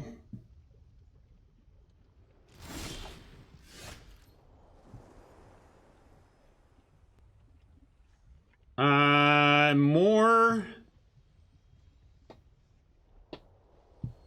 blah, but I guess we Thought Thief now, rather than hold up stroke against attack for 5, play Yeti to block. Yeah. Are we attacking? I mean, there's this thing, and I guess we do get to threaten to block it. They haven't shown... I mean, they showed this, but we haven't seen much else.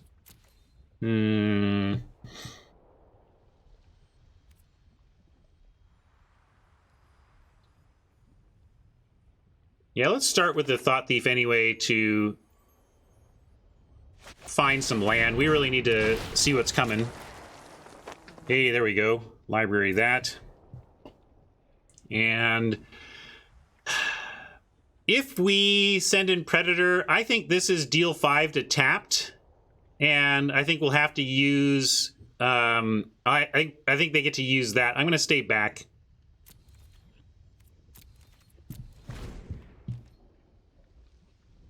I feel like this is the deal 5 to tapped. That's what I'm playing around there.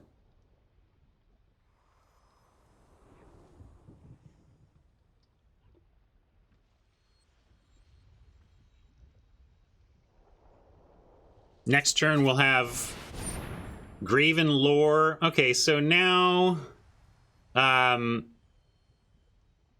they going to be able to sack itself? It's another creature, so they can't sack it.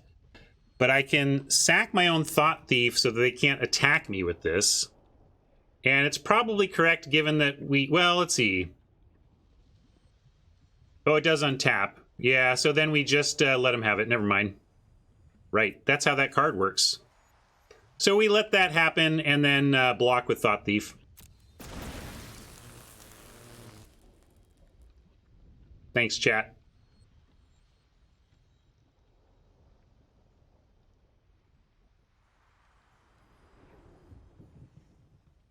Colossal Plows in chat. Are you mad that you're not attacking right now, Colossal Plow? How do you feel about that?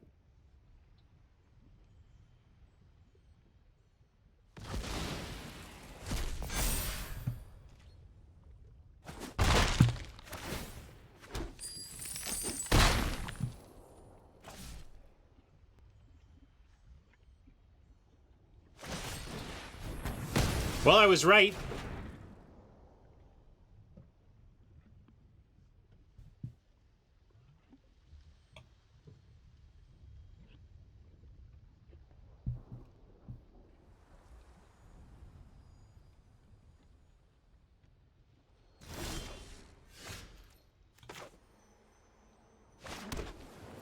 Still think we're okay here. It's a little tight. If this top deck or this card or, you know, if there's some powerful stuff here or here, we could be in trouble. But if not, I think we're okay here. We're going to be able to Graven Lore and Blood on the Snow next turn. Graven Lore, as I've learned, is an instant, so we're going to wait. But that's the plan. Find land for Blood on the Snow next turn. I could do it now, but we played this land. Yeah, we've already played land this turn, too.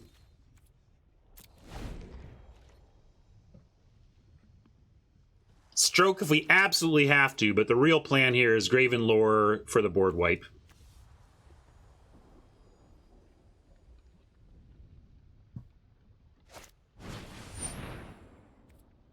Well, that's going to give him a flyer after the board wipe, which is not nothing. And some extra damage right now, which is not nothing.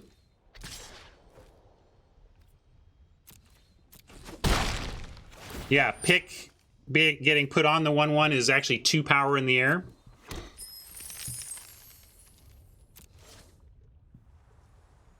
But currently only 2 snow lands and nothing in the yard that we can get back with that. With the Thought Thief, like our dream draw right now is a snow basic. So what we want to find with the Gravenlore is a snow basic. Ideally.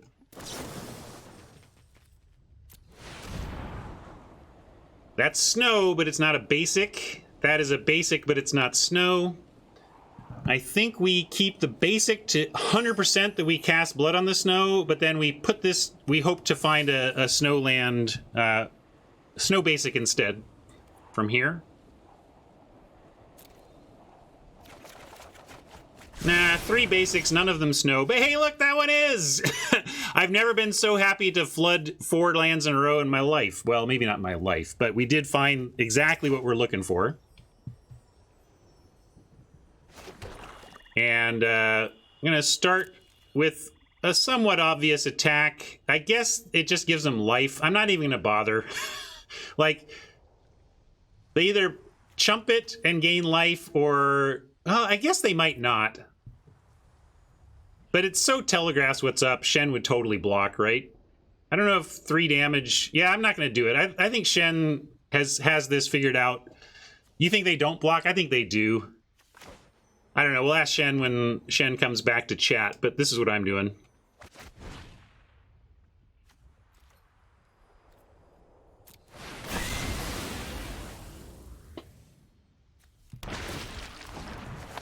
And now I'm more inclined to look to disturb their action than improve ours. Although we're gonna need to deal with this flyer, right? And we can't deal with the flyer currently. So actually, I changed my mind. Yeah, let's go look for an answer to the known flyer coming. Hey, look, an answer to the known flyer coming. We do have red, right? Yes. So let's library that.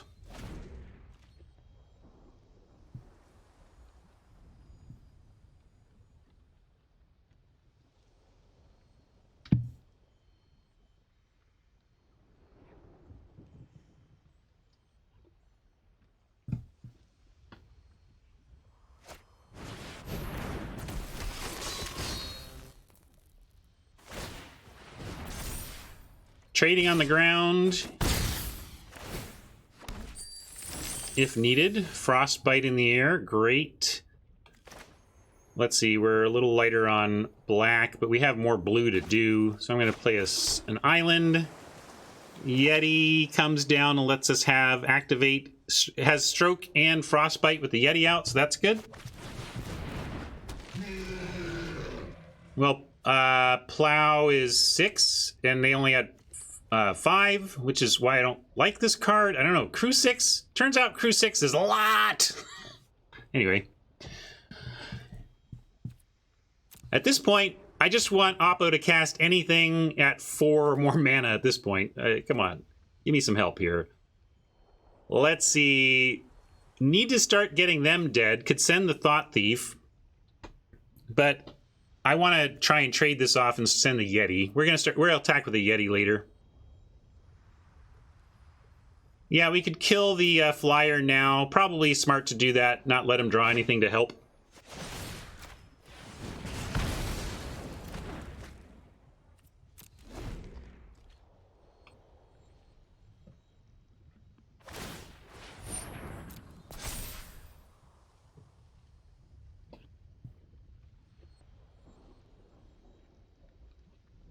Shen is rich, but you can't take it with you, Shen.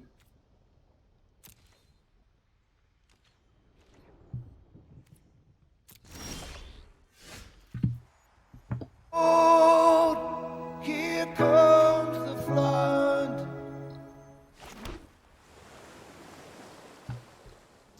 Trying to figure out how aggressive to be here. We need to get him dead and not just let Shen find the tools to get us from 5 to 0 before we can kill them. But I don't want to put us too weak to 1 removal spell. At this point, 1 removal spell doesn't kill us. But it's pretty tight. I'm going to risk it here, though. I don't think 1 removal... like, they need two cards to actually just kill us. So I'm going to be a little bit aggressive. Right. That's 2 cards, though, and they haven't done anything. Like, Shen's not playing cards, so if Shen goes removal creature, I'm wondering which one they're holding right now. Because for them to draw and go removal creature means one of these is removal and or creature, and it just doesn't seem likely that they haven't used it. So that's my read, and that's why I'm doing this. I could be wrong, and maybe I lose this game to an incredible perfect double spell here. But the information I have suggests that's not what we're going to be up against. And if so, it's also possible one of them is 4 mana or greater. So there's the 2-power creature. Now show me the removal too. And I'll be like, then I want to talk to Shen and say, wow, that was a clever setup. How did you decide to hold that just to set up for the winning play?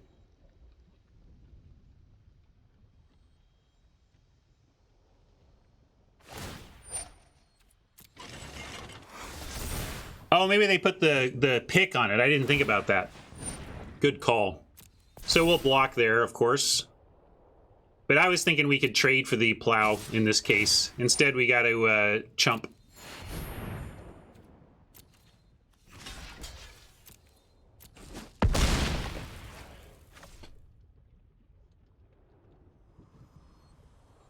Neither of our threats are scary, Scott, but we're at 5 life. Why would you not kill my thing and attack? That doesn't make any sense. Like, I'm not going to kill your stuff because I'm not scared of it, but that's not the point. You're going to kill my stuff so that you can kill me.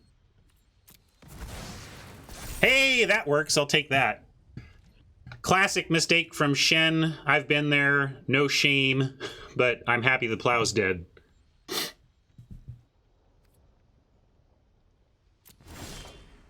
Hey, and a pillar is nice as well. So now,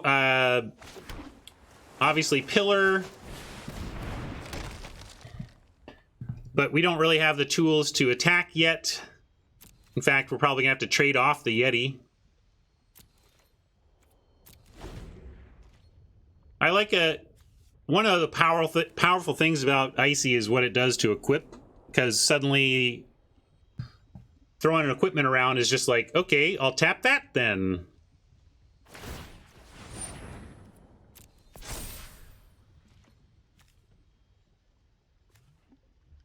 I like tapping the Firewalker and trading off for the Berserker.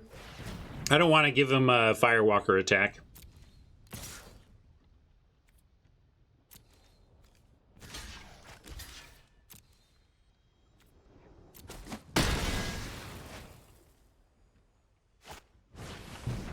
Sure. Come on, Berserker. Girls think sexy. My love for you is like a truck bouncer. I know Shen has something above 3 mana in this deck, right? Something above 3 mana? Something, right? Or did you just build a stroke-free deck?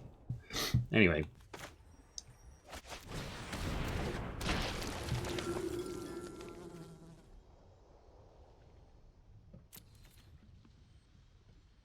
Now might have to give him a Firewalker attack. Because Pup... I can't block the Pup with the Priest. Firewalker is going to give him a free spell. But this will be the last one, because then I'll probably use the Priest on the Firewalker. You like take Pup damage? I don't like going to 1. I mean, I guess we saw the Provoke the Trolls already. But 1 is not 0, and if they don't have face damage...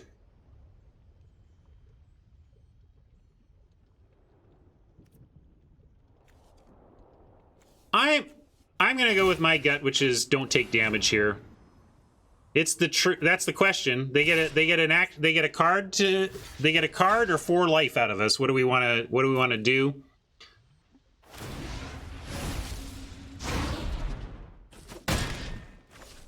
More 3 mana spells. Not land, please, deck. This is sorcery speed.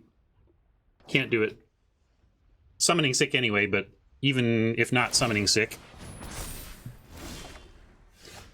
That's too much. We will say goodbye to flesh and blood. frustrating to resolve a blood on the snow against an aggressive deck and still lose, but somewhat the power of equipment, and unfortunately somewhat the nature of Magic. We just flooded too much.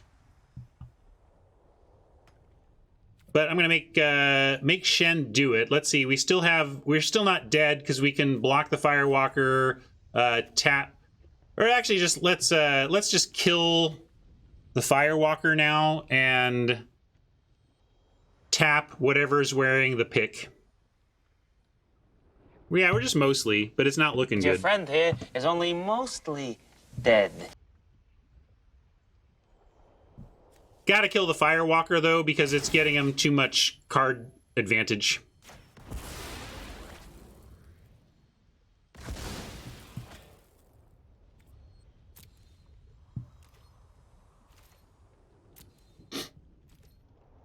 You ready? Here comes the 4-mana spell from Shen.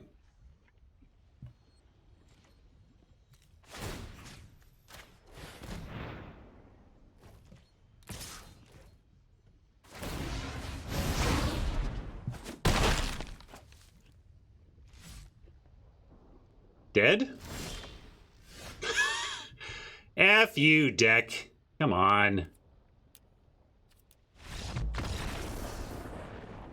Is this a dead man, Doctor? Very dead, Mr. Spock. You can't pump twice, Jim. It's boast is you can only brag so much before people tell you to shut up. Haj with the cocky confidence. When I come back, not only to deny you shopping, but actually to win the week, you can thank Haj for angering the magic gods.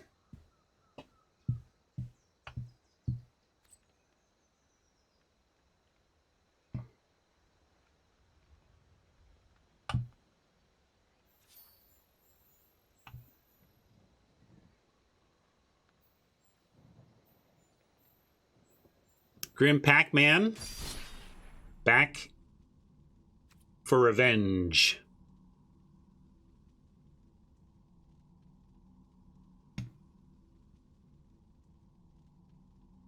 No worries, Shen. We were talking about that. I've done that so many times. The old equipment move, creature dies. Worked out for you. Just flooded out there. Could not find... Just needed any help there, but I drew... Oh my god. When I drew 3 cards... You know, when I cast that spell to draw 3 cards, we drew 3 lands, and then a 4th land. We just flooded out from there. Couldn't do it.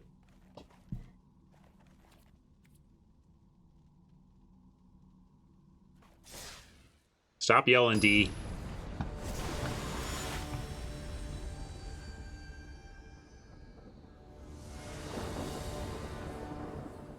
I do love D and Haj planning for 6-1 3 games in, though. That's some confidence.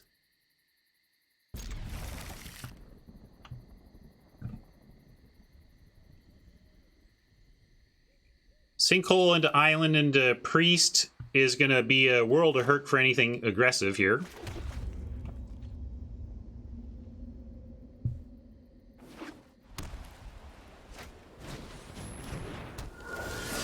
Unfortunately, we just can't kill that thing before it gets a chance at making a 1/1. But I like that we have some kind of answer to it for the next turn after if they don't stop it here. I'm not sure what white... I guess, yeah, can't think of anything in these colors that kills the priest. And it's sad that Pac-Man got an Usher activation off, but at least we get to... They spent their whole turn on that, so they didn't do anything else on 2, and now we get to kill it and play a Thought Thief to continue to set up for the future.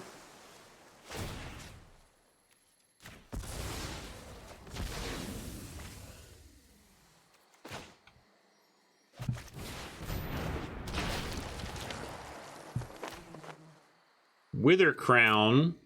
I think Wither Crown's going to be good in this matchup at this point, but we need land, so probably have to ditch it looking for land here. We have Multiverse to help, but we also have a dragon in hand. We really want to find our red specifically, so graveyarding the Wither Crown, looking for land.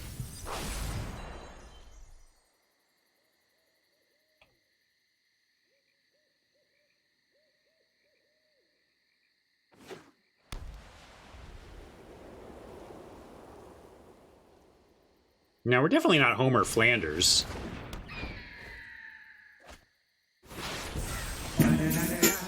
All right, found some land. That's nice. We can just behold. We can also foretell the behold.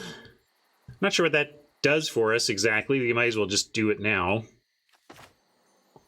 I'm just going to hard cast behold now. I could have waited, I guess, in terms of like we don't get to cast any of these in instant, so I should have held up instants to be more threatening. I think I like both of these despite the lack of land. I mean, we can even play Pillar and use it next turn. Depart is going to kill a token or set them back on big stuff. So despite... Depart maybe could go to the bottom, but we're definitely keeping the Pillar. I think I'll bin the Depart looking for land, but keep the Pillar.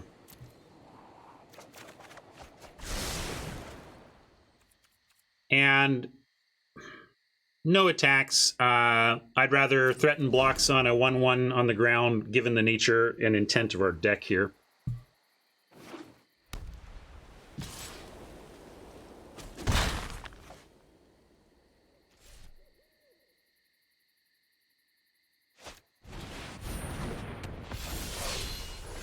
That's cool. If we play this now, we don't have Bergstrider, but we could play this and play Icebound Pillar, which is like a Bergstrider. And then we get Predator with 6 mana. I like Predator Pillar here. I mean, Predator Land Pillar.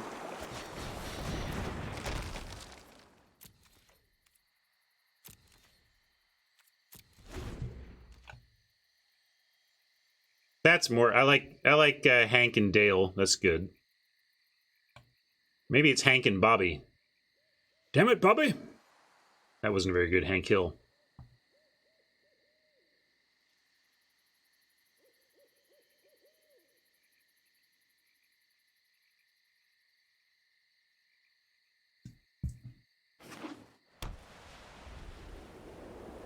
Pinky in the Brain, maybe.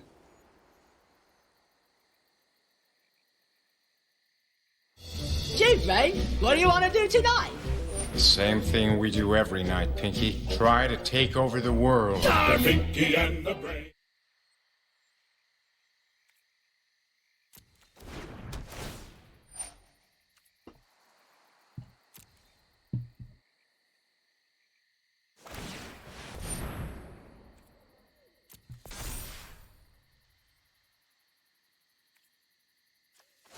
Let's tap down the big flyer and be willing to... Well, I could trade for this, but I guess I did bin the Depart. And we're going to Bergie to... Yeah, let's do this. I'm just going to trade off. This is all I want to do is keep my life total high, keep Pac-Man busy, find our stuff, and slowly wrest control of this game away. And now we get Bergstrider plus Pillar, which I'm going to do over the Predator, I think. It uses up all our mana here. Although I could Predator Strategic Planning, but then we can't Pillar. I like Strider Pillar. Or Predator Pillar. But then Strider first means Predator has fodder to sack next turn.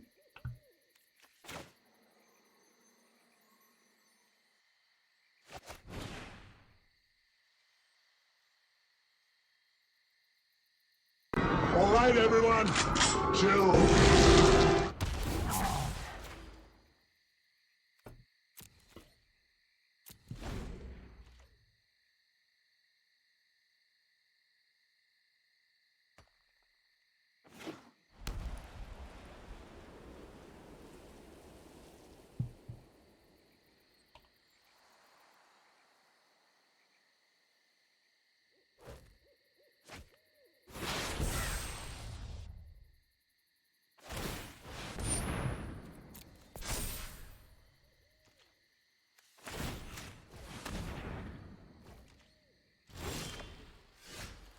Shadow?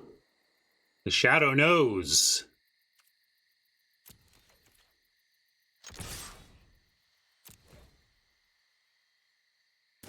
Oh, excellent. Excellent. I was like, well, we lose the Strider, but I still like Shadow. Now it's just great. We can get 7 total mana and have strategic planning and Shadow at instant speed. We don't even really need the instant speed. I'm going to just plan and then fire it off. No need to even let him untap and have mana available. Making sure I have all the mana I need. I do. Okay. Let's take the Reaper here. This might be better long game, though. We could start hawking if we're expecting to be kind of trying to top deck race from here. But Vengeful Reaper is just a nice body. Hunter likes to go hunting with the hawk. Anybody else have an opinion on this one? I think this is interesting. Rob says gotta kill Oppo. True, but we might do it faster by hawking our way to better threats, right? Better cards. Might literally kill Oppo faster with the hawk. Yeah, Snow Swamp. No Bonsai Tree. Bonsai's playing for... Yeah, I was going Reaper too. I'll go with Reaper. That was my initial thought. And like I said, just going to do this now.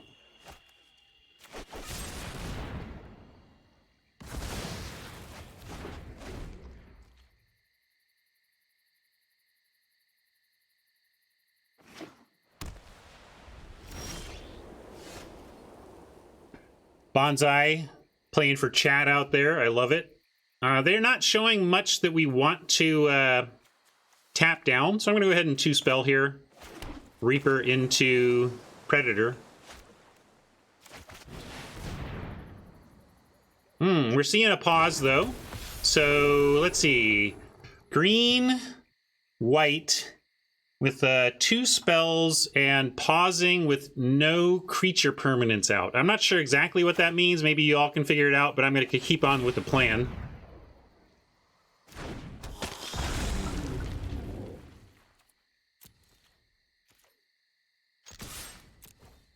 Broken Wings? Maybe. I think Broken Wings would have snapped off the pillar by now, right? There we go. It was something rarish. Good thing is we're attacking with a Death Toucher, so... What you gonna do? I could pillar it, but I really don't mind if... I mean, do you want to pillar it? Like, oh, we can't pillar it. We're out of mana anyway. But if they want to block, that's fine. It's Death Touchy.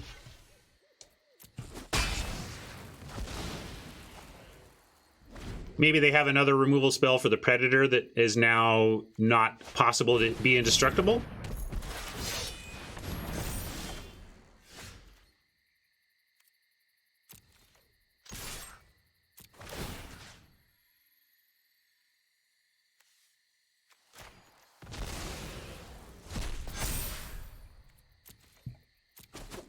Gonna hold land here. We have looting, although we kind of just binned our looting, but there's other... Can we have other looting? Anyway, I'm gonna hold the forest, or hold the snowland here.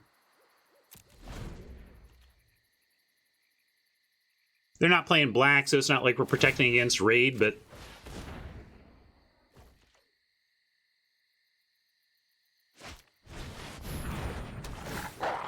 Nice recovery play for him. But that's good for us as well. As long as we're matching them, we'll be okay.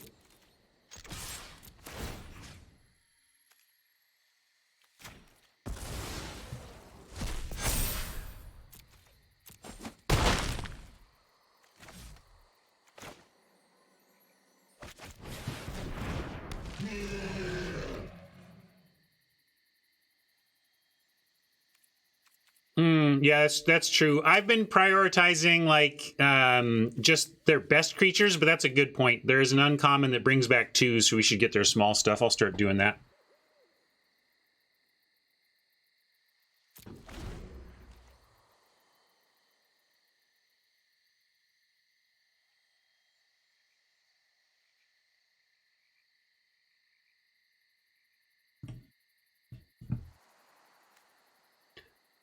Yeah, my heuristic for you have incidental graveyard hate, what do you want to exile, is just their biggest creatures, right? Because even though they're not playing black, that's just my heuristic is, I mean, green gets stuff out of the graveyard. I don't even know if there's anything in the set.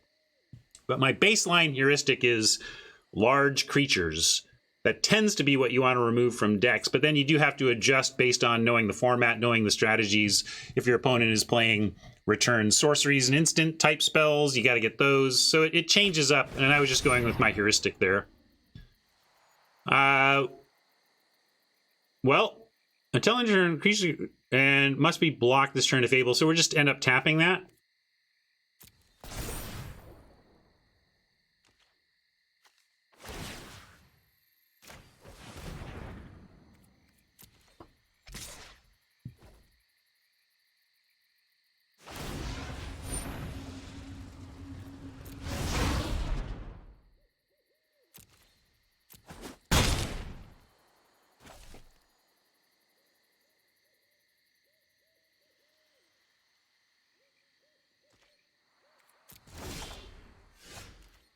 Nice insurance policy, but right now we have the front foot, so we're not going to bother board wiping.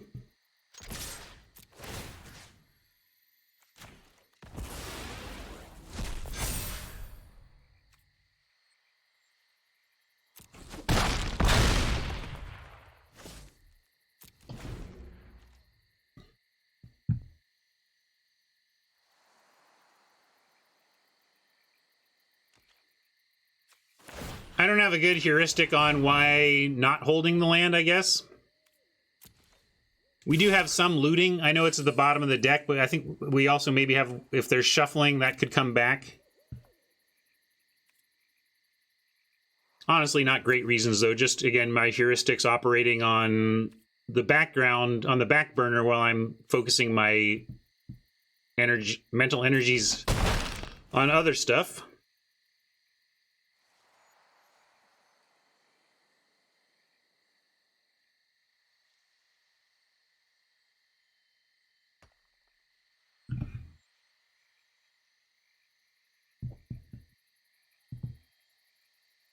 Yeah, the thing is I can play this on the turn that I decide to Blood in the Snow. I could play this and Blood in the Snow and still get the full value.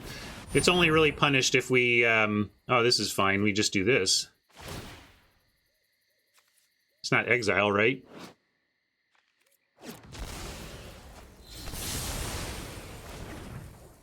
Oh, you need to spend it? Okay, that's fair. Thanks, Jim. I do my hair toss, check my nails. Baby, how you feeling?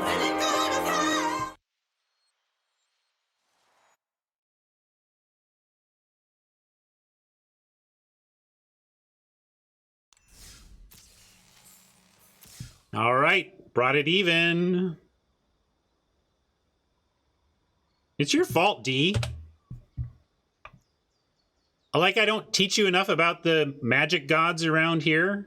Like, you're out there talking about 6-1ing me and shopping, and we're only 3 games in. You get exactly what you deserve, D. Magic gods doing it right today.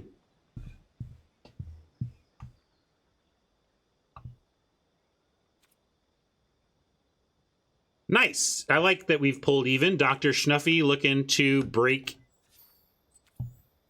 the stall and pull chat into the lead. Let's see what happens.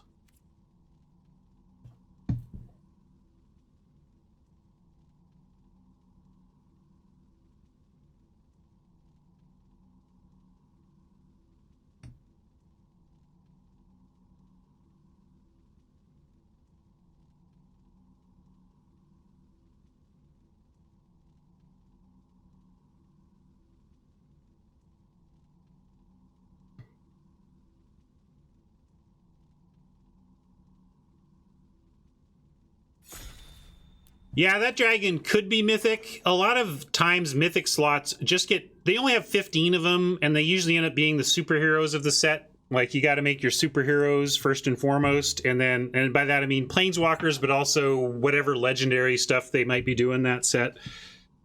So you just run out of room at Mythic pretty quickly, and you could depower it so it felt less Mythic and more rare, but I think that dragon is fair at rare.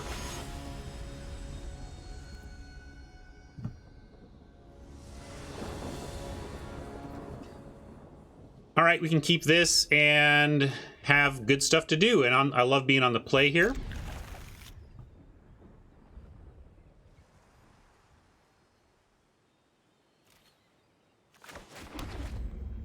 Behold one of these 2 on 2 into Thought Thief on 3 into active Icebind on 4 with any land. I'm gonna start with the Skull Raid Foretelling. Behold is one of the last cards I want to play if I can find other things to do.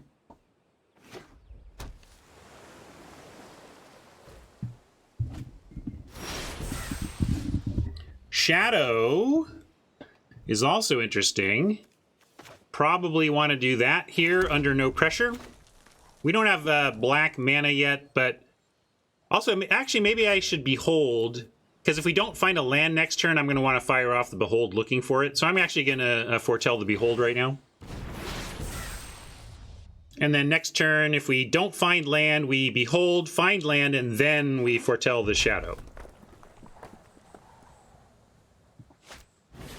All right, it's the Path deck. We passed 2 of these. I love this card. This deck, this could be a tough matchup for us. I like our start, but the Path deck is the one that could be even more control-y, long game potency than us, so I'm a little scared. I'm glad I did the play I said, though, because we do not have land, and we're going to go look for some now. And there's plenty of it, although no second black. So I'm going to pitch the island, keep the snow tap. Although if we kept the island, we at least have a for sure play this turn. I just like this having the snow land. Maybe we keep them both even. I just want to dig for swamps, right? So I think I only want one of these plus a chance at a swamp. How much do we need to play something this turn? I mean, maybe I could send them both, but that seems silly when we need to make a land drop. We already have the red. I'm gonna go with keep the island. Shen says keep the tap land. I wanna do something this turn, and yeah, but we have snow, and yes, we want more snow for like priest. We do have the priest. That's a good point. But what are we even getting against this deck here?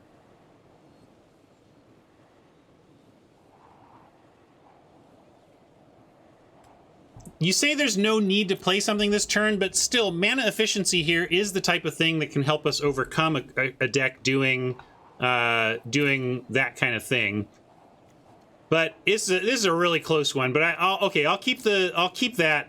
Maybe we'll draw a land anyway. So we drew a land anyway, and I'm going to foretell the Shadow here over. I could just play the priest, but Shadow with no creatures out yet seems correct.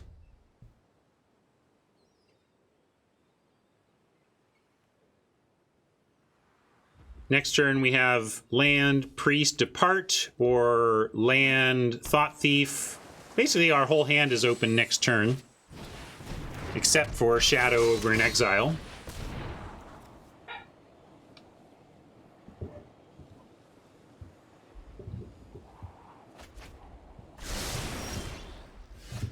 Actually, I just like Ford Pillar, and we'll start tapping stuff down, and then they need to deploy another thing to the board. If we happen to find ourselves a swamp, we can just fire this off. If not, we'll keep looking.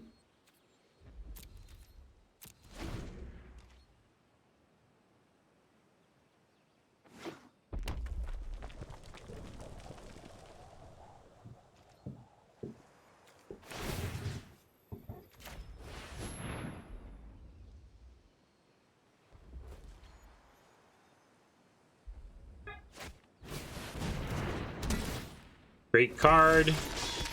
Oh, we cannot find our swamps, it seems, but we do have a Depart the Realm for the token. I mean, it's not much of one, but it still turns Depart the Realm into half card removal. They get the hammer, but we get the token.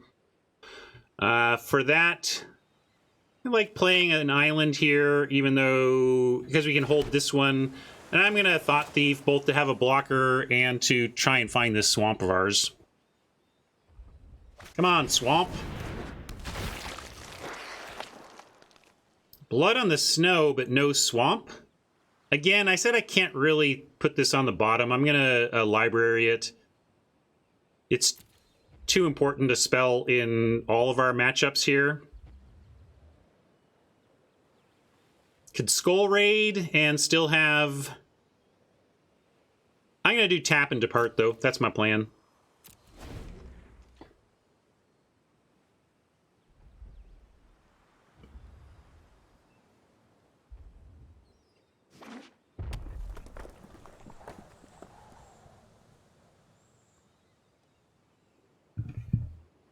Although really we don't even have to tap anything. I wouldn't mind trading the Thought Thief for the Cavalry. Ah, interesting. So now, Giant Wizard, Dwarf Berserker, Dwarf Berserker. So we're going to depart the realm, the token now, and now the Ravager can't kill the Thought Thief.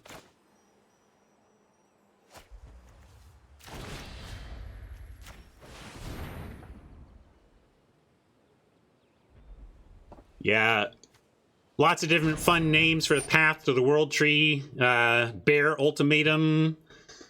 Just Path Ultimatum. It just feels like an ultimatum.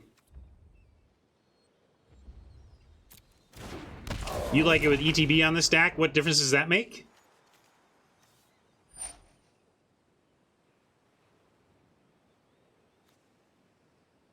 Oh, save damage to face. Fair enough. I forgot it could go to face. Correct play there.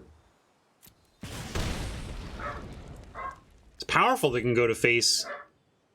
Flame Tongue Kavu to the face. Wow. Better than I gave it credit for.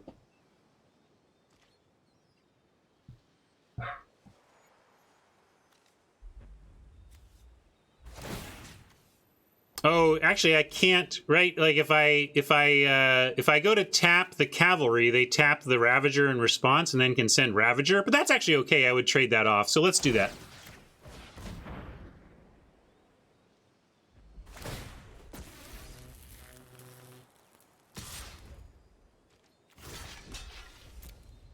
We want all the trades we can, since we're hoping to eventually shadow here when we find our second black source. Not going to be next turn.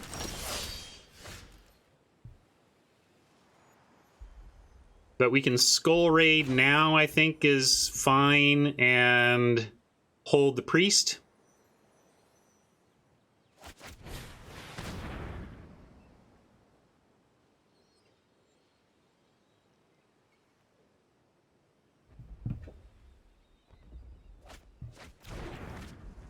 Hulk in a mountain, all right.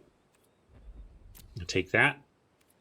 Could play this land. We do have looting, though, and we're pretty far along, although I'm going to keep playing land at this point.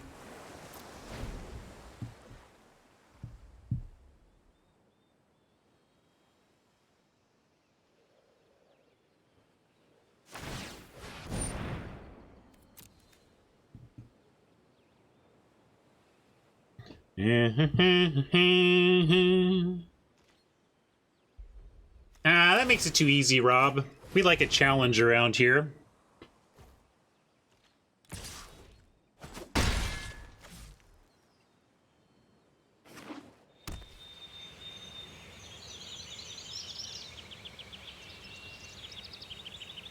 They're just too powerful, Hat. They're just too powerful. So powerful. I don't know, 2 black sources is enough, right? All right, there we go. I think against this type of deck, we can wait and do this at instant speed here.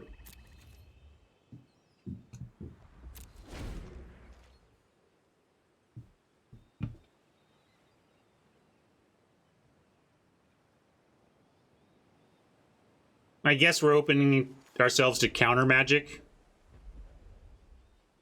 So maybe that's not the smartest. But if they do that, we have blood backup, I guess. Maybe I'm being greedy to try and get something else, though.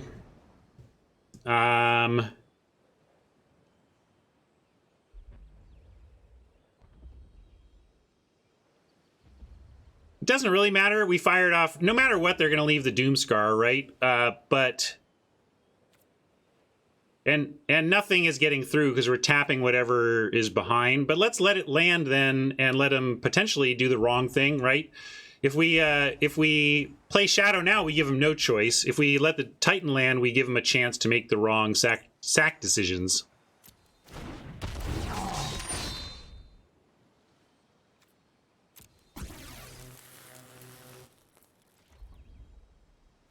I doubt Doctor will, but let's give Doctor a chance.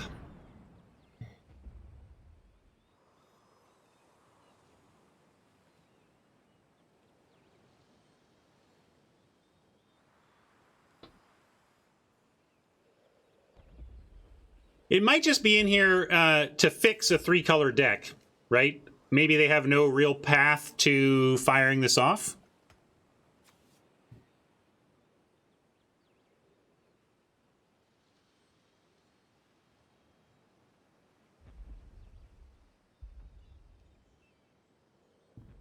Yeah, the blue, we know they're heavy red, but the Slumber Mound implies that they are heavier green than blue, so they just might have gotten a bad mix of colors. I don't know what you're talking about, Hat.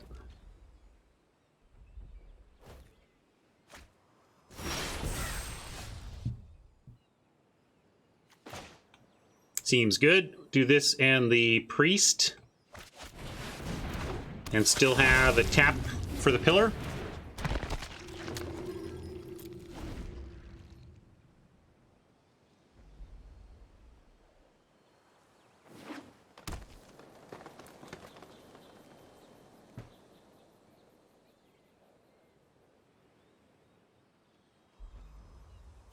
Currently 3 snow lands for Blood on the Snow. That means we get something back. Wow.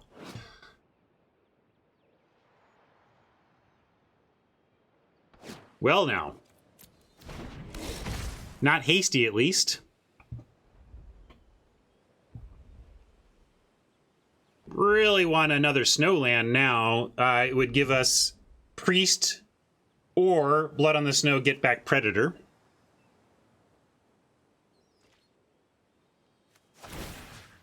Actually, you know, if they want to attack here, I'll sack the Priest and eat the thing, so I say bring it.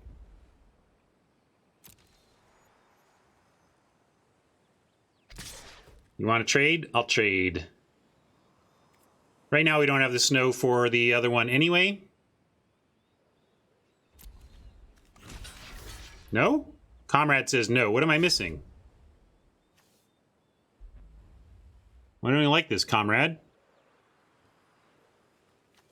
I don't know what Conrad is seeing, but I'm gonna do my play.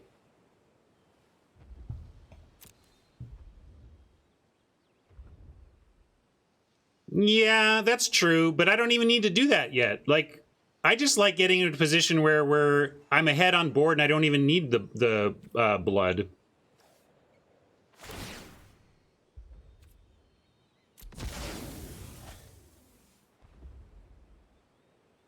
If they blow this out somehow, like maybe this card blows it out. Okay, that's fine too-ish.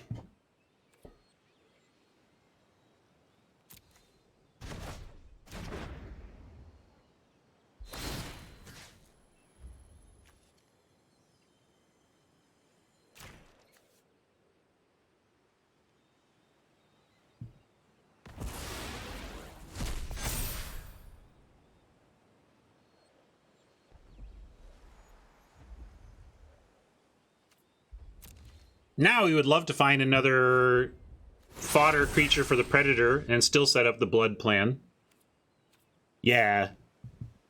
Quakebringer has graveyard value. Well, and there's the fourth snow. So if I'd known that was on top, I might have played that last turn differently, but we didn't know. We don't have a ton of snow lands in the deck, so this is pretty lucky anyway. Gonna keep attacking. And I guess Finn?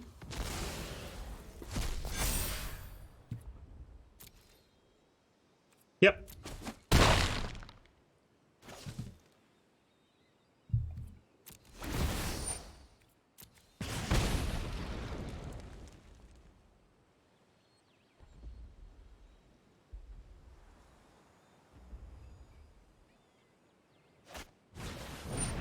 You import the list without the rest of your collection getting in the way. No, that's what I was saying. That's the trouble with working on limited decks in a deck builder that's not meant for limited deck building is that you just have the collection problem.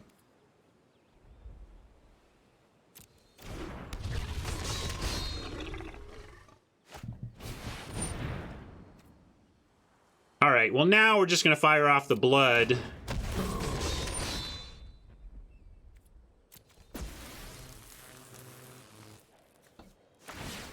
Take a big smack here, but then they're basically just completely out of gasoline. And with the fourth land, we get the dragon back.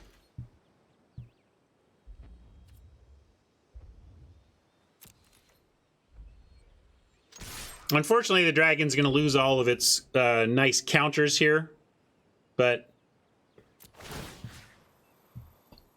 it's what we're doing.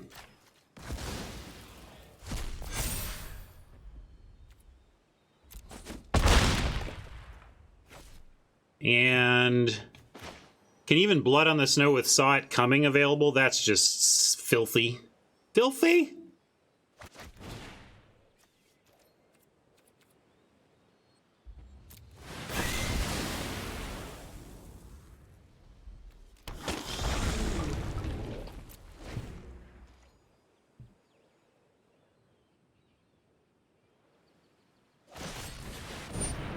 Filthy!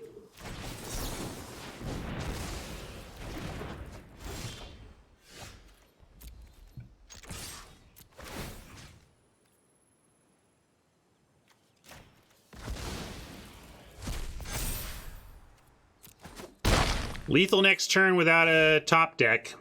I guess they have this, but that's still lethal next turn.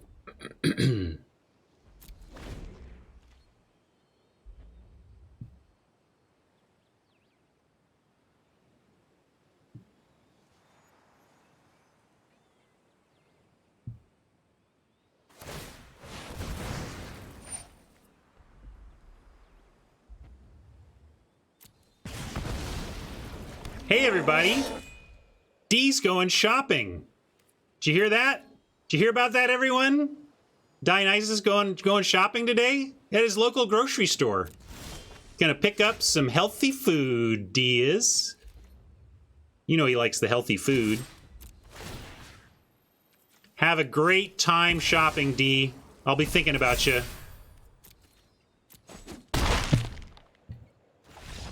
I do my hair toss, check my nails. Baby, how you feeling?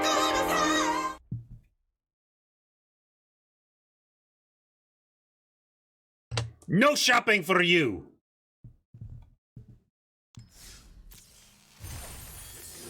So you get nothing. You lose. Good day, sir. I should wait till I get to 4 wins on that, but with the shopping teasing today, I couldn't resist.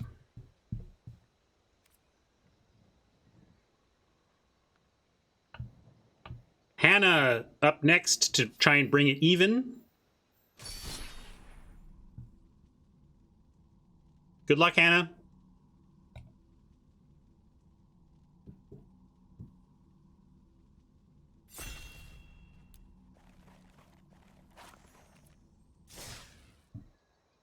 Good game, coffee.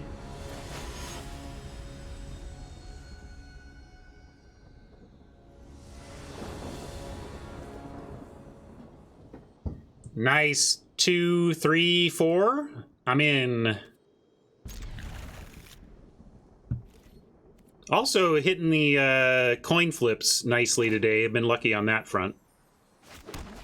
I don't know. I feel like I've won most of them. I know I've started on the draw at least once, but I feel like I keep getting the play. Skull Raid or Saw It Coming?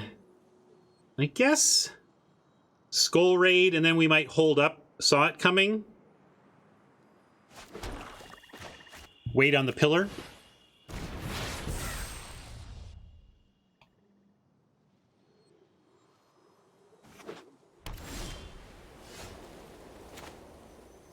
Could also just assume we're probably not going to want to counter Hannah's 3-drop and just go ahead and either get the pillar out to get it going or Saw It Coming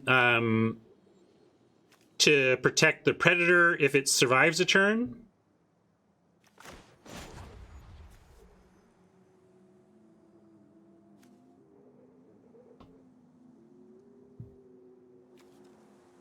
Well,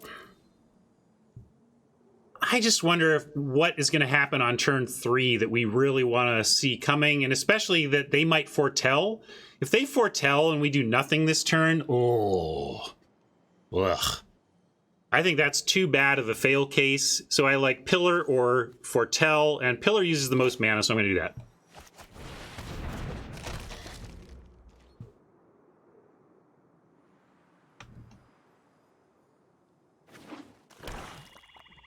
Now let's see what we could have countered. Recluse.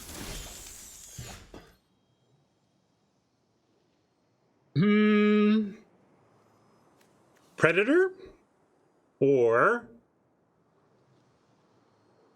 Saw It Coming Pillar? Now I kind of like Saw It Coming Pillar. I'm going to do that. It's a little, like, I'm kind of pricing myself into countering just about anything here. I really don't want to spend this turn having not spent 3 of my mana. If it's nothing, then we won't counter it, but probably going to counter just about anything, including this. I am going to do it. It's not an incredible card, but like I said, I basically said this is what I'm going to do here when I decided on that line.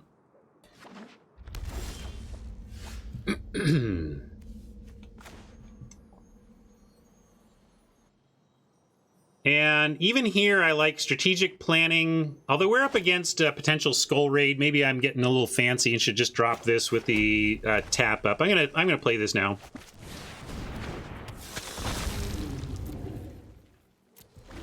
It is a reasonable play, but we may want to let Hannah attack, or maybe want to tap this. Let's see what Hannah does.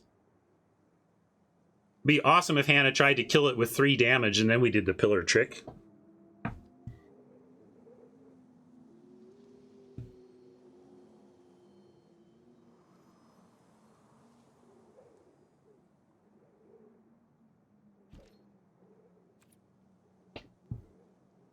Yeah, Hannah, if you want to send in Recluse, do it. I'll take it, and we'll pillar our own Predator.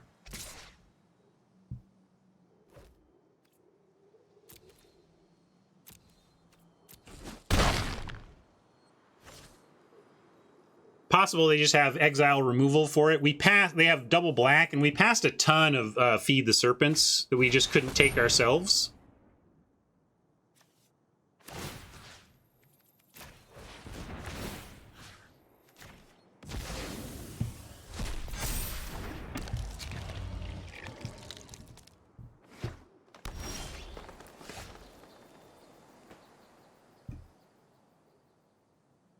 All right, now we've got Skull Raid, Priest, and Tap, and then we plan the turn after.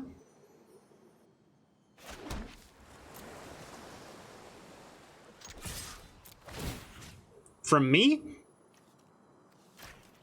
Or from them? Maybe it's a weird line from me. Maybe I'm just being fancy play to do the Tap the Predator, but I do like racing. Yeah, we can't Skull Raid and Priest. Good point.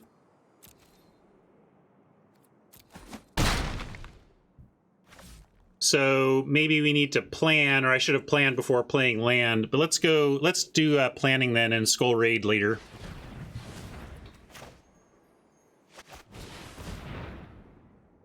Run ashore, Pilfering Hawk. Run ashore seems good here. Pilfering Hawk, good in the long game, but I like the run ashore. The implications of a run ashore next turn.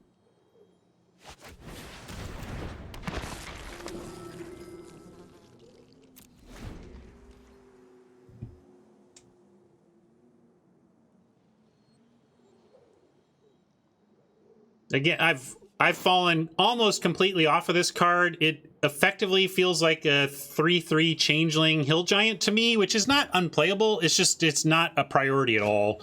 Like, the number of times I've had this in play versus the number of times I've paid 3 and tapped to exile to put 2, the ratio is not good.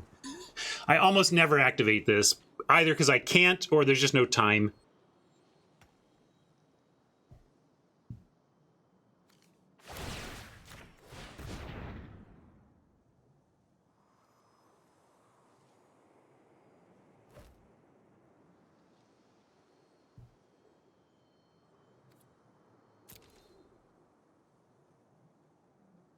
If they send in, we have to decide if we're blocking with the Priest. Right now, the Priest at 1 Snowland isn't really doing much anyway, so I'm going to call this bluff. Or, I'm gonna call. We don't know if it's a bluff, but I call.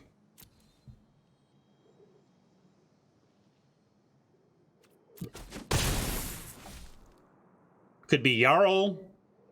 But again, there's just it's just not doing anything anyway. So, like, the best thing it's doing is blocking 3/3s. So...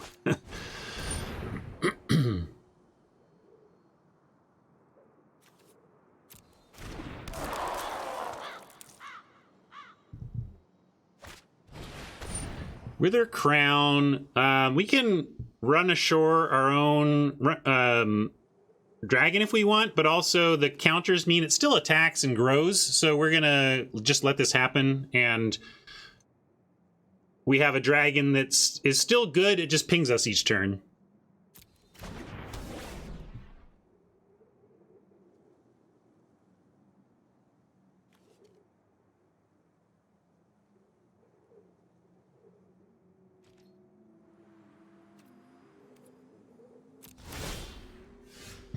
We're going to decline to sack. Okay, now a second Snowland actually gives us a dead Recluse. I kind of like that. And we can do that and still do Run Ashore, which is an instant. The Cadillac Phrasing Boom with the win. I don't know if you coined that or somebody else came up with that, but... Cadillac is great. Or maybe I've already heard that one and I just didn't put together the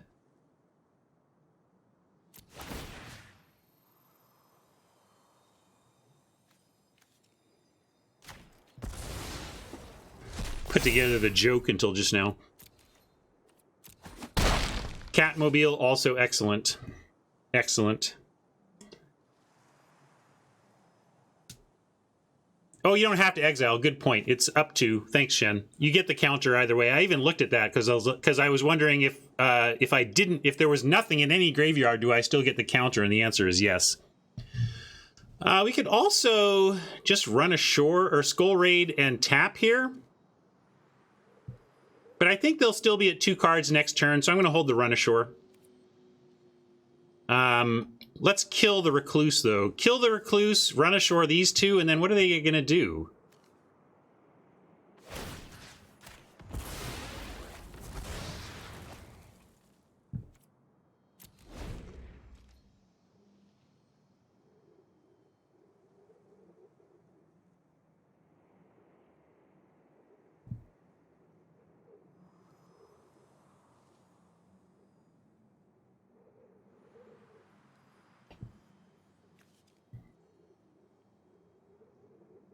Anybody have seniors in their life that have gotten the vaccination? Anybody been able to put those weights down? Oh my goodness. I got 3 My mom, my dad, and my stepmom are all on shot number 1. They're getting their second dose soon, and it's just so great. Wow. Okay. Sorry, I was talking about dosing this stuff, and I'm gonna now just blow this out.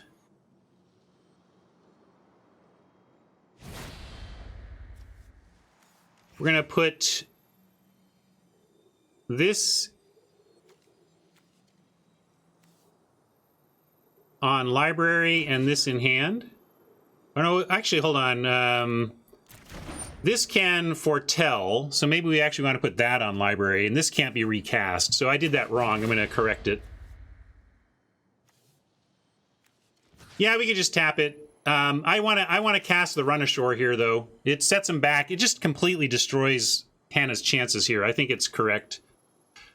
So, okay, library for effigy, hand for warden.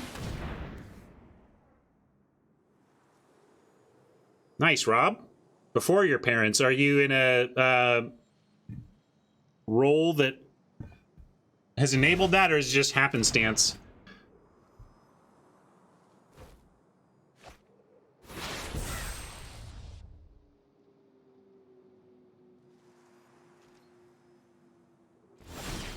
In this case, there were tempo considerations. If I had done it the other way, they could re-foretell the 0 drop.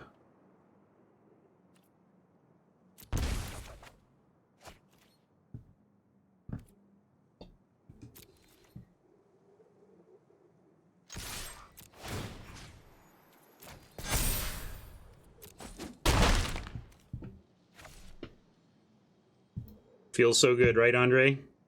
Ah, there you go, educator. Makes sense. They're playing black, so we're gonna hold lands in case of their Skull Raid. And I could fire this off. I don't know if it's worth it now. I mean, I think we might be more likely to get better stuff next turn, but I don't know. I'll fire it off, whatever. We might have mana we want to use. We might draw something next turn and want to spend all our mana. I don't know. I don't have good reasons, though. I don't like not having good reasons.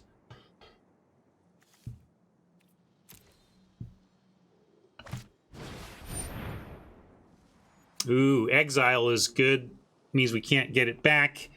And we get a free swamp, though. Woo, free swamp. Do note that we made them use 2 pieces of removal on that, though. They used the... I'm going to decline...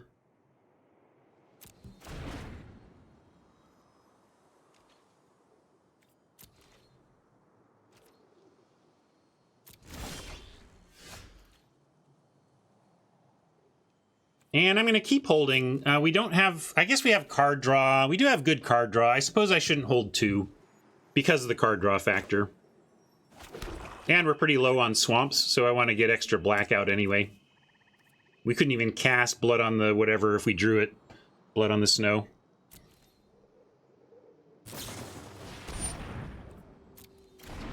Yarly Brown is here.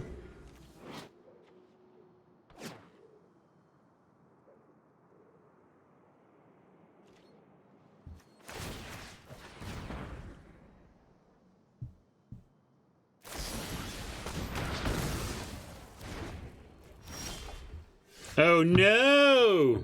Oh, here comes the flood.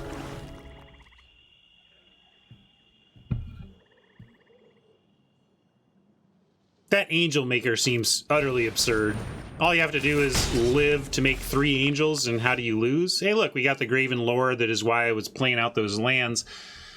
Hopefully we can find our Wrath and survive long enough to cast it. This looks like the correct tools. We're going to do this. Bergstrider is all right. Against this deck, the Stroke seems all right as well. I think we keep both here.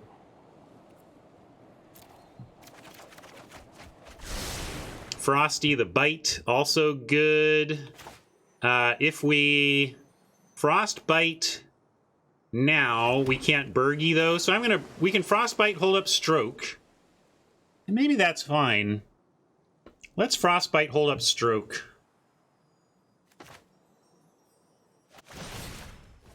We only take 3. We retain the ability to stop some of the most powerful stuff we might be facing from Hannah.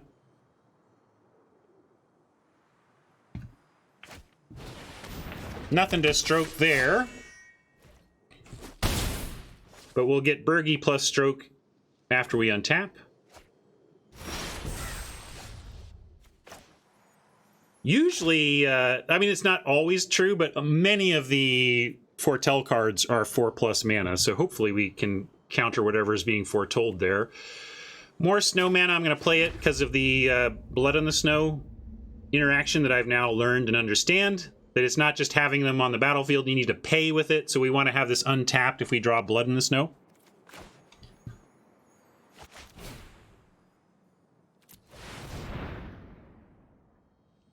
All right, everyone, chill.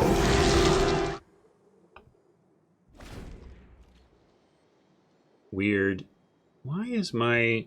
If I correct it here, it screws it up on the other one. See, I moved my record because on this scene, it was not looking good. See how my... Oh, but now it looks okay there. I don't know. What's going on? Nothing. Free memes. Good day, sir. Wow. Way too many free memes. Let's see. Raptor. Chill. Wonka Scoop. That was probably annoying to listen to, sorry. Hey, we can stroke that. Sorry, Hannah, I was just distracted by memes, not trying to slow roll you, but you know that. All of my competitors know that they can't read anything in any long pause from me, other than Ryan is still streaming. Who is the beatdown? Is it us?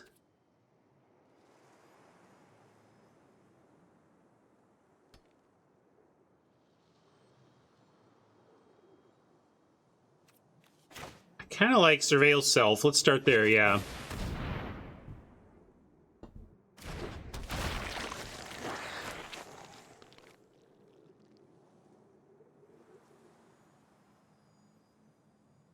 Graveyard that. Looking for better action than more land. You think that's deal 5 to tapped because of the pausing? Very well could be. There's also, could be the rare that we've already seen one copy of, and it could be the Village Rites, and it could be +1, +3, and untap for what that's worth. Could be. Unlikely.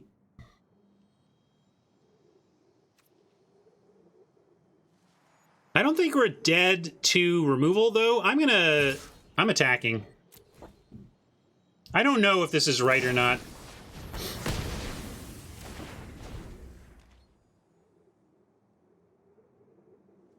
Yeah, it was.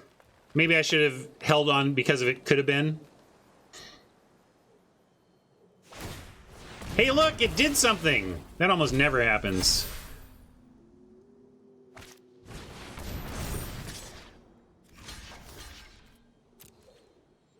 All right, now we need blood. There will be blood. One-time dealer. No. Does that leave us dead? Not dead, but it does leave us with a forced chump if they go for the Warden again. So currently we are... Your friend here is only mostly dead.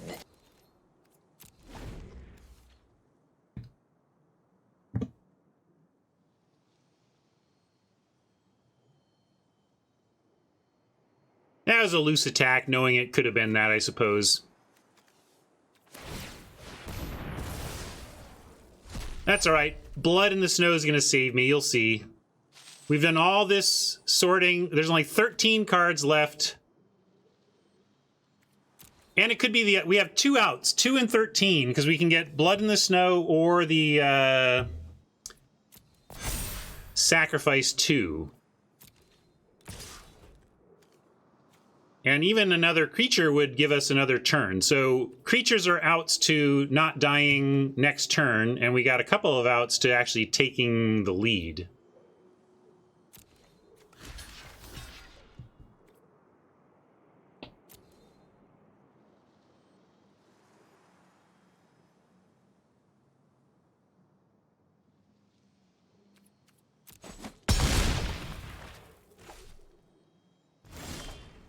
Look at that. I told you. We call it clean living, everybody. Clean living.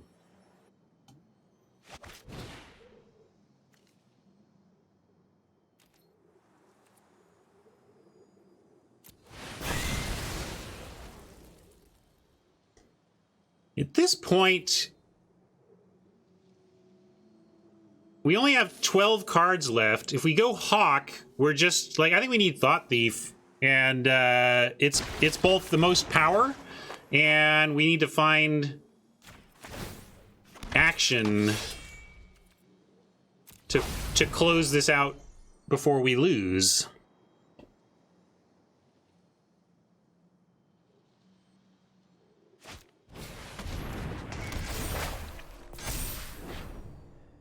Interesting.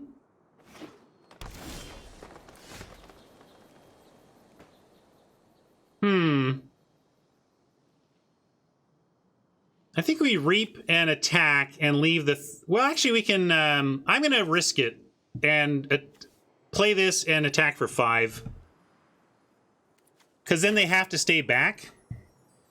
Or they have to trade off their creature now.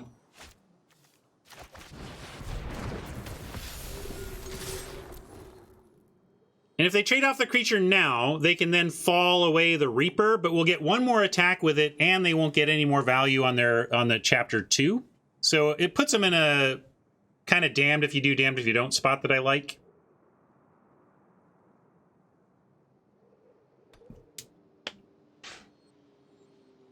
But if they have like Pump in the deck, maybe Hannah just wants to try and top deck a win, right?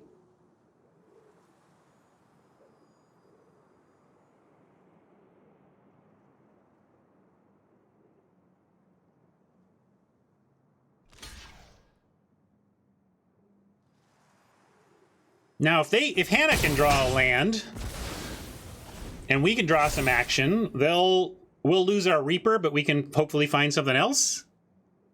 Just, there you go, some land. Hey, and that's good too. I think we want to Thought Thief and keep our Reaper. It's a more evasive, harder to deal with threat. The other thing we can do is wait, let this go, and then have a 3 power after, but then it's on the ground and easier to block. So yeah, let's play the Thought Thief.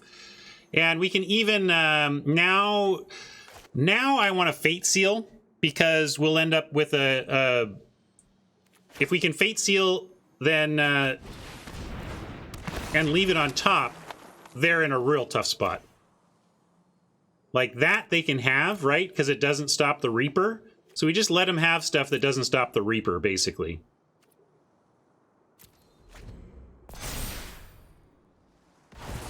Normally, you don't want to give him any action, but we don't want to, like, send this down and then give them the removal spell they need.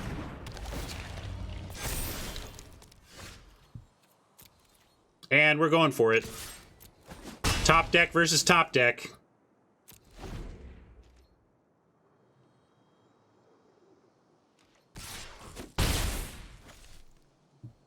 Do we? Don't do it! Don't you kill it! You blow up, Hannah. You blow up right now. I better behold first. We might find something. If this is like deal 5 to a tapped creature, and we find counter spells, we'll be happy to have beholded.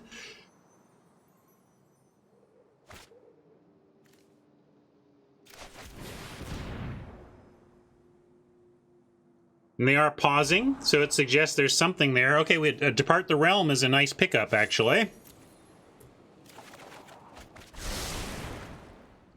Wow, it's all pretty cool. Save this, kill 2 things from them.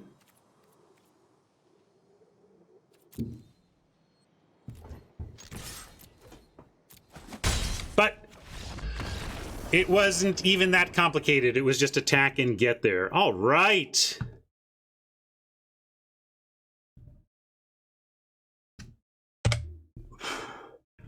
Shopping. I'm going to be doing the shopping. I do my hair toss, check my nails. Baby, how you feeling? Another great week of games, though. It's been a fun format, especially now that I got my head around it a little more, and really good games. Yeah, sure thing, Hannah. Did you do a little full control bluff on me there?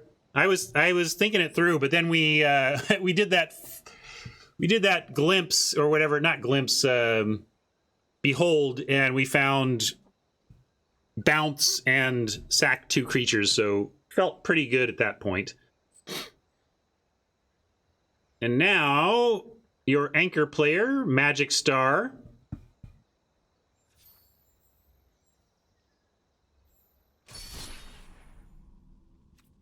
Now that we're like tracking format champion, yes, I may have won the week, but I want this win too because I want to take a bigger lead, as big a lead as I can get in the format championship.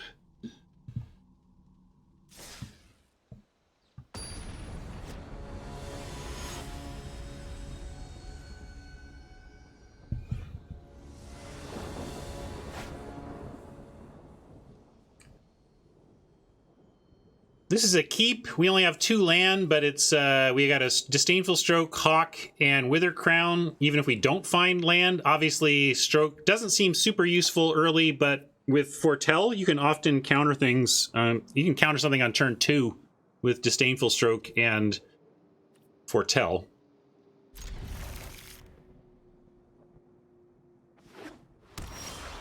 All right, land is what we wanted to see to make this hand better.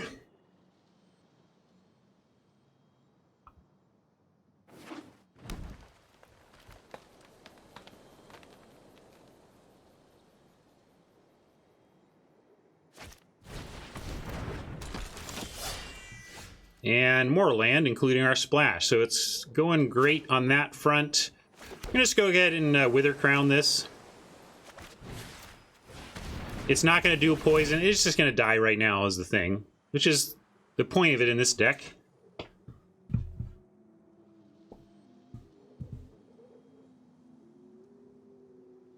Yeah, you bought yourself some time, but we noted that it eventually got us a 2-for-1. But it did buy you some time. That dragon was going to make short work of you without shrinking it.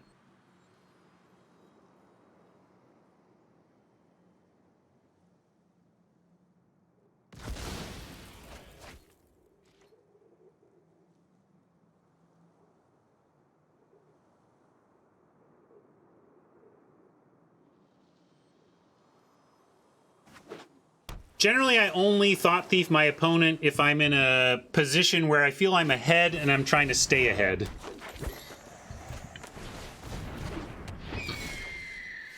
This is a card I've said I don't respect much.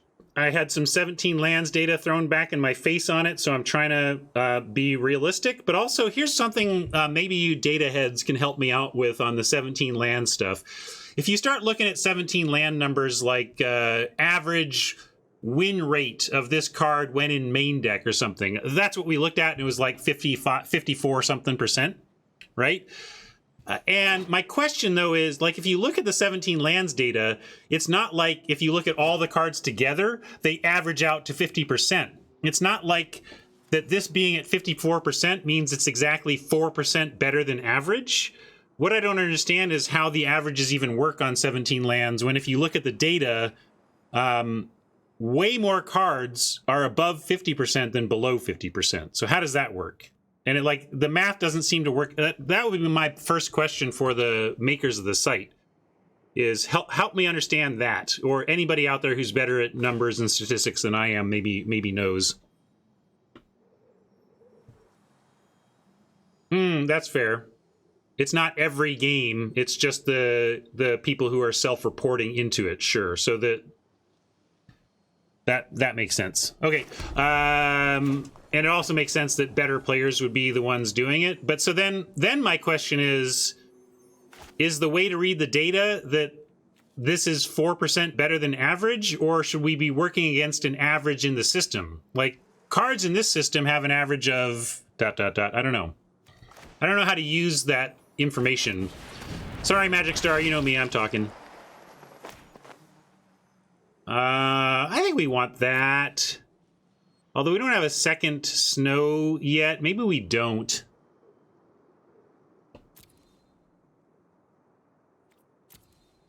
It feels like eventually we'll get the second snow, though, and it will become removal. I'm going to keep it. Shen says pitch it. I think eventually it's going to be removal we want, especially with these two here. Like, I don't want this Hawk working us the whole game. Eventually this will get a Hawk.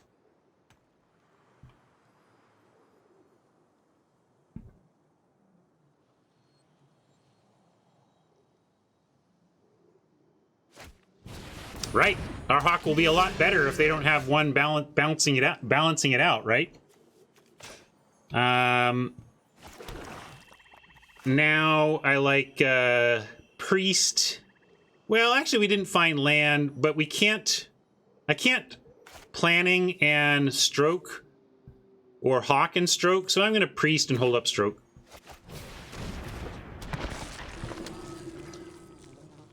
And sure, if you want to trade your Thought Thief off for that Yeti, go for it. Somehow, though, don't think that's going to happen. You go ahead and plan. Nah.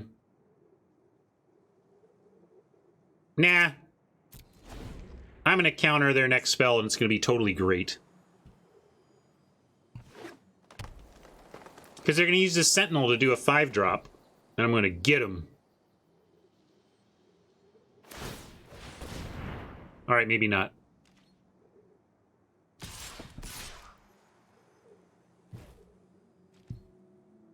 But this could be the big turn. I mean, I don't want. Let's not be results oriented. Like, we were heading into Magic Star's turn where they're going to have 5 mana. It was absolutely the point I thought where they could do the big thing that we wanted to stop. We found our Snowland though, and we can take out something here. And I think I probably want to take out the Hawk. But we could wait and potentially even take out the Yeti. We could take out this Sculptor if we don't want a lot of extra mana. But we even have Stroke if they do something big with their extra mana. So that's what I don't care as much about.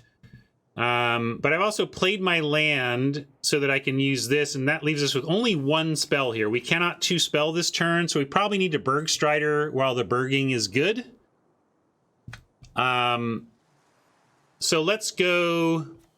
Let's kill Hawk or Winter and then play Bergie.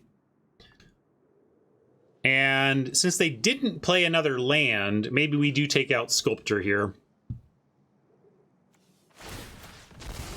That's what I'm going to do. Talking it through.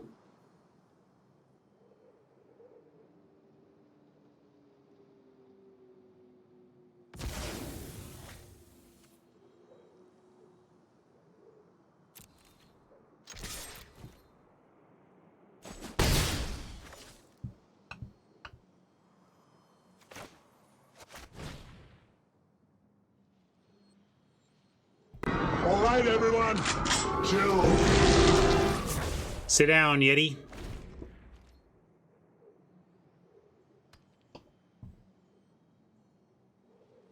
I think the Sentinel is going to pause to allow you to tap those creatures, even if you don't have a spell to then cast with the mana. I think just the ability to activate Sentinel was enough there. All right, Oops. All right, everyone. Chill. So yeah, wish we had the Stroke there. That's what I was... But like, that's exactly the kind of thing that could have been played on that turn 5, or the turn 4 that I was holding the Stroke up. Now we're going to plan and then have Stroke. Interesting. We're going to take Inga, I think. We can take Run Ashore, but Inga's interesting. Haven't gotten to play with her yet. Let's do that. We can also cast her right now. And we go shields down on Stroke, but we then get a nice Scry 3.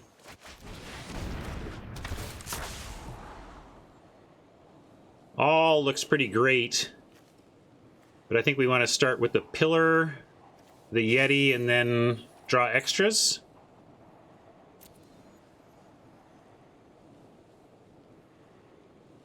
I'm gonna do this.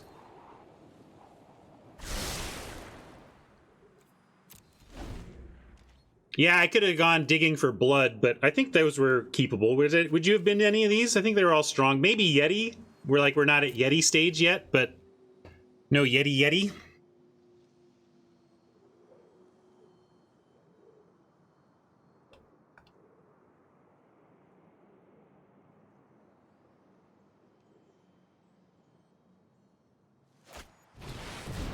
Another Bergie.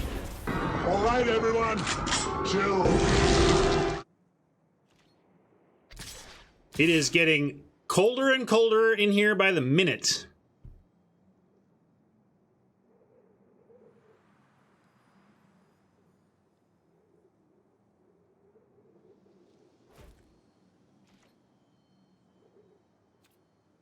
Yeah, definitely Pillar and Behold. My only question was, is it too soon to bother keeping the Yeti?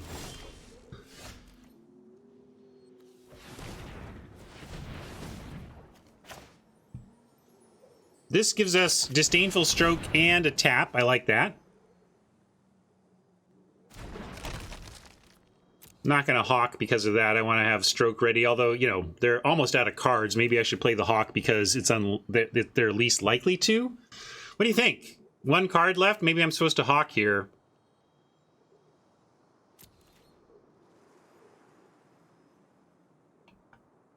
Mike wants to hold it. I guess if we wait one turn, we get Hawk and Stroke, and we can wait a turn on the Hawk.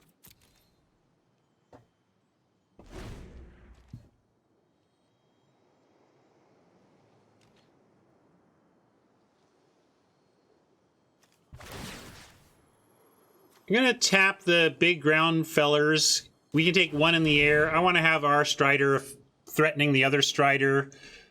This means we only really... If Magic Star doesn't have anything, Hawk is the only good attack here. Yeah, that's right. They can activate Yeti, sorry. Of course they can make Yeti unblockable, but we'll make him spend.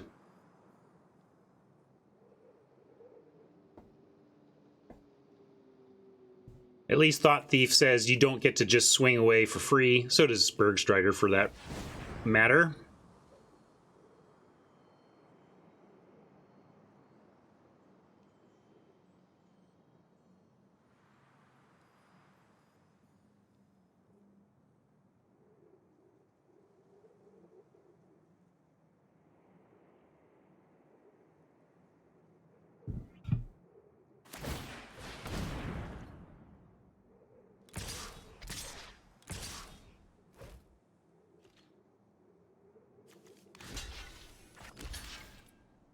Gotta make this trade and hope that we can, I guess... Boy, stroking something here would be excellent if they come up with some 4-drop they're trying to cast to close it out and we can pick it off. Let's see, though.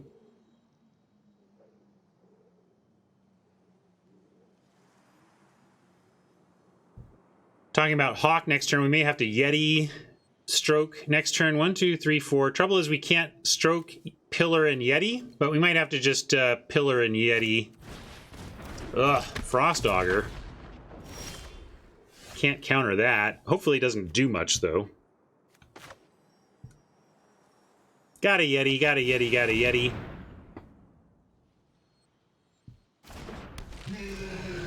You like Hawk out? I like Yeti, and we still Pillar. We just don't Stroke anything. And we take one from the Hawk again. There's so much on the ground, though. I think we needed the Yeti.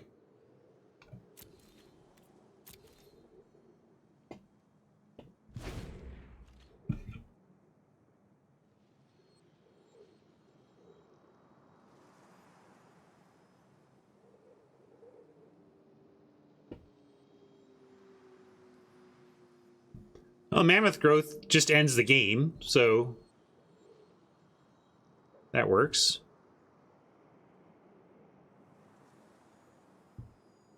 For Magic Star, that is. Would work.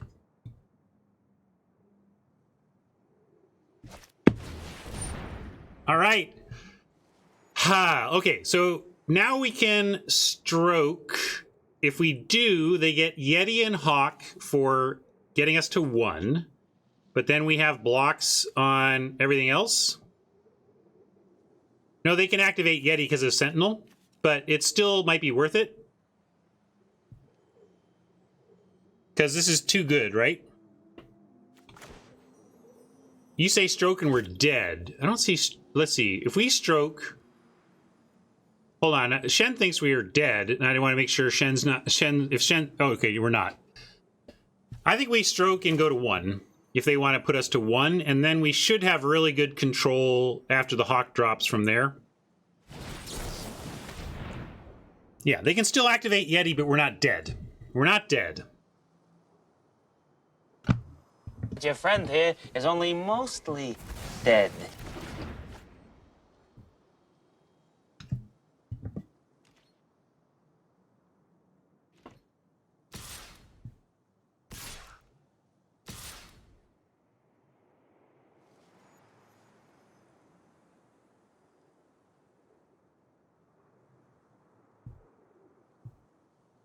In this case, we double block Thief and Yeti on Strider. Here's where they make Yeti unblockable.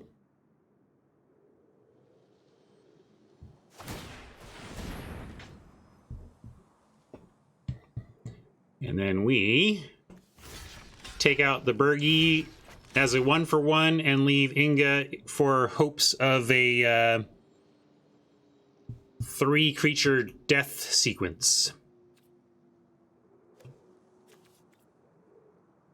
Right? All we got. And then next turn we have blocker, blocker, blocker, tap the unblockable.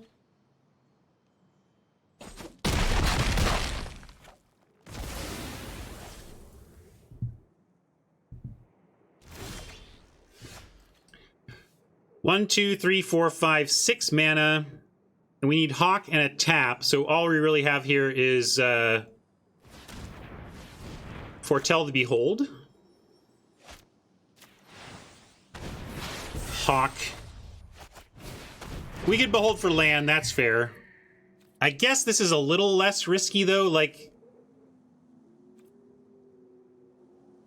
Because it's possible for us not to find a land. I mean, it'd be pretty unlikely with the Scry 2, but there is... If we didn't get a land, we're just straight dead, and this is almost as good, I think. Magic Star with the removal to make this all moot. Here you go. Nope. Nope.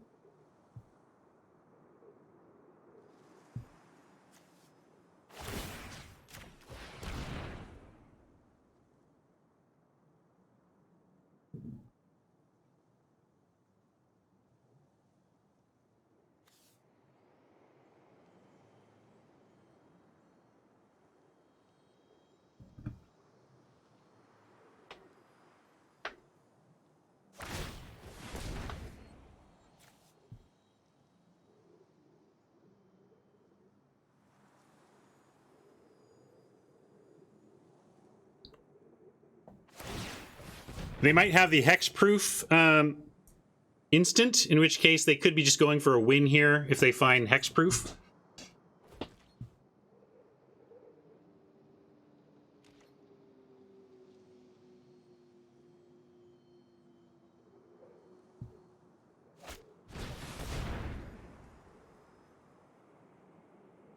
That's true. Can't find hexproof with Augur. So in that case, maybe if that's what they were doing, they would have hawked so that they could pitch whatever snow thing they found. Or they auger to then pitch whatever they found to the hawk. All right, well, let's start with the Beholding.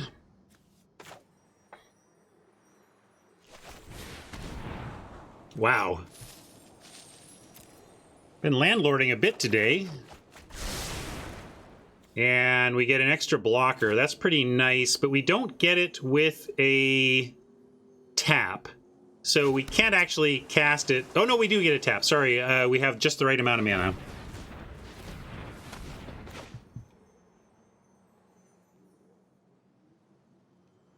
Yeah, I thought we were at 4 when I glanced at my lands, but I recounted and saw it. And I got my snow mana up. That's the other important thing. And at 1, you know, we need to get them dead, but we don't have the room right now.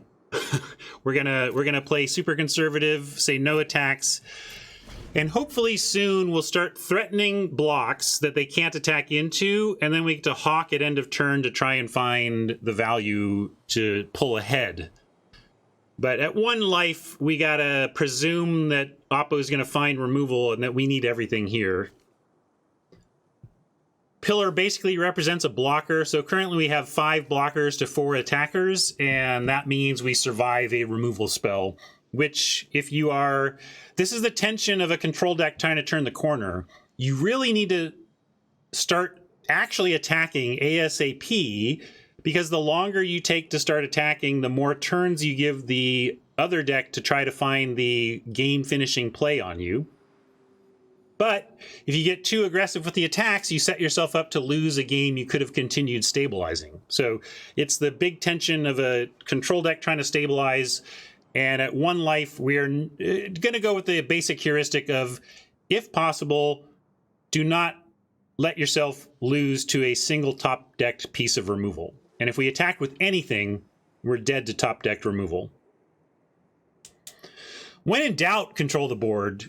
My motto is, even if you're pretty sure, control the board.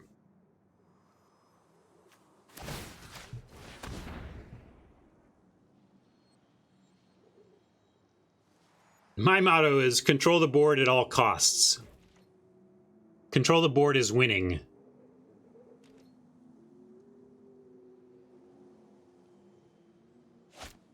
They who controls the board last.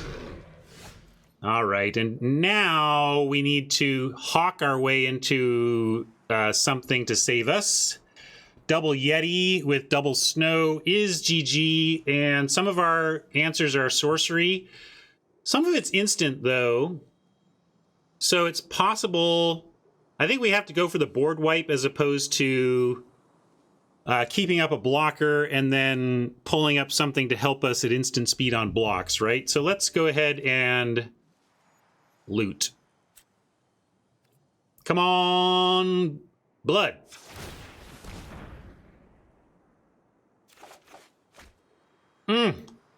You're too late, saw it coming. We needed you for the Yeti. All right, I think that's GG. And while I got the weak, it was another close one. I'm gonna make Magic Star do both the activations, though.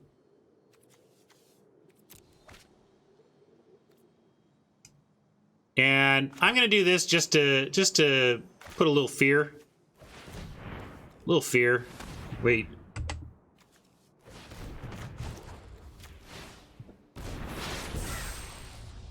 I know this narrows it down, but I kind of like narrowing it down. I think it actually creates more paranoia.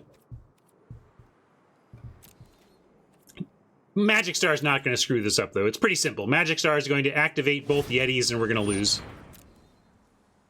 But maybe Magic Star loses the internet. Maybe Magic Star misclicks. Let's make it for sure. Here, I'll give the mostly. Your friend here is only mostly dead. We're only mostly dead if Magic Star is paranoid enough not to go for the win. And the thing is, Magic Star might be paranoid enough to not go for the win if a crackback threatened lethal. Our real problem here is that we have no backswing pressure to make Magic Star even question the play. So instead, you're hoping for misclicks or just really poor logical sequencing, right? And Magic Star is not going to do that.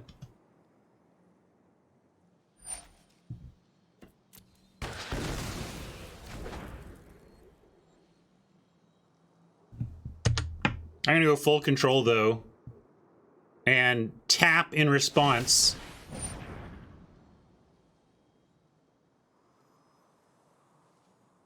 Well, if only that mattered. All right, I'll show him. I'll show Magic Star that we got.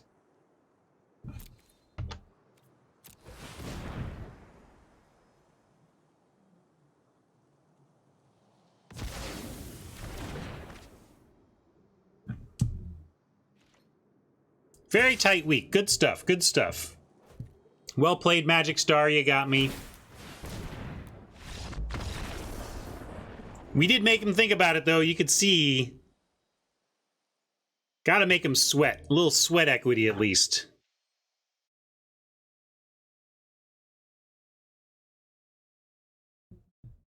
Hi, Kig. Which ones are you talking about?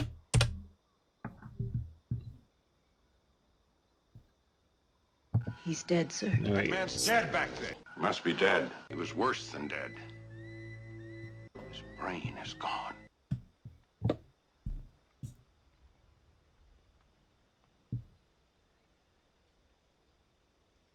The basic lands. So I don't know if they're still selling them in the store. I'll show you, like, frankly, a lot of the special lands you get come from bundles at the store. Some of them are lands, some of them are styles. Like, these are styles, not actual cards.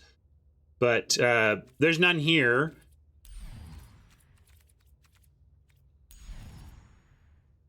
But you can get them through... I don't know how these were awarded. I don't know how the Nyx lands were awarded. I can't remember, but they were probably a store purchase, honestly.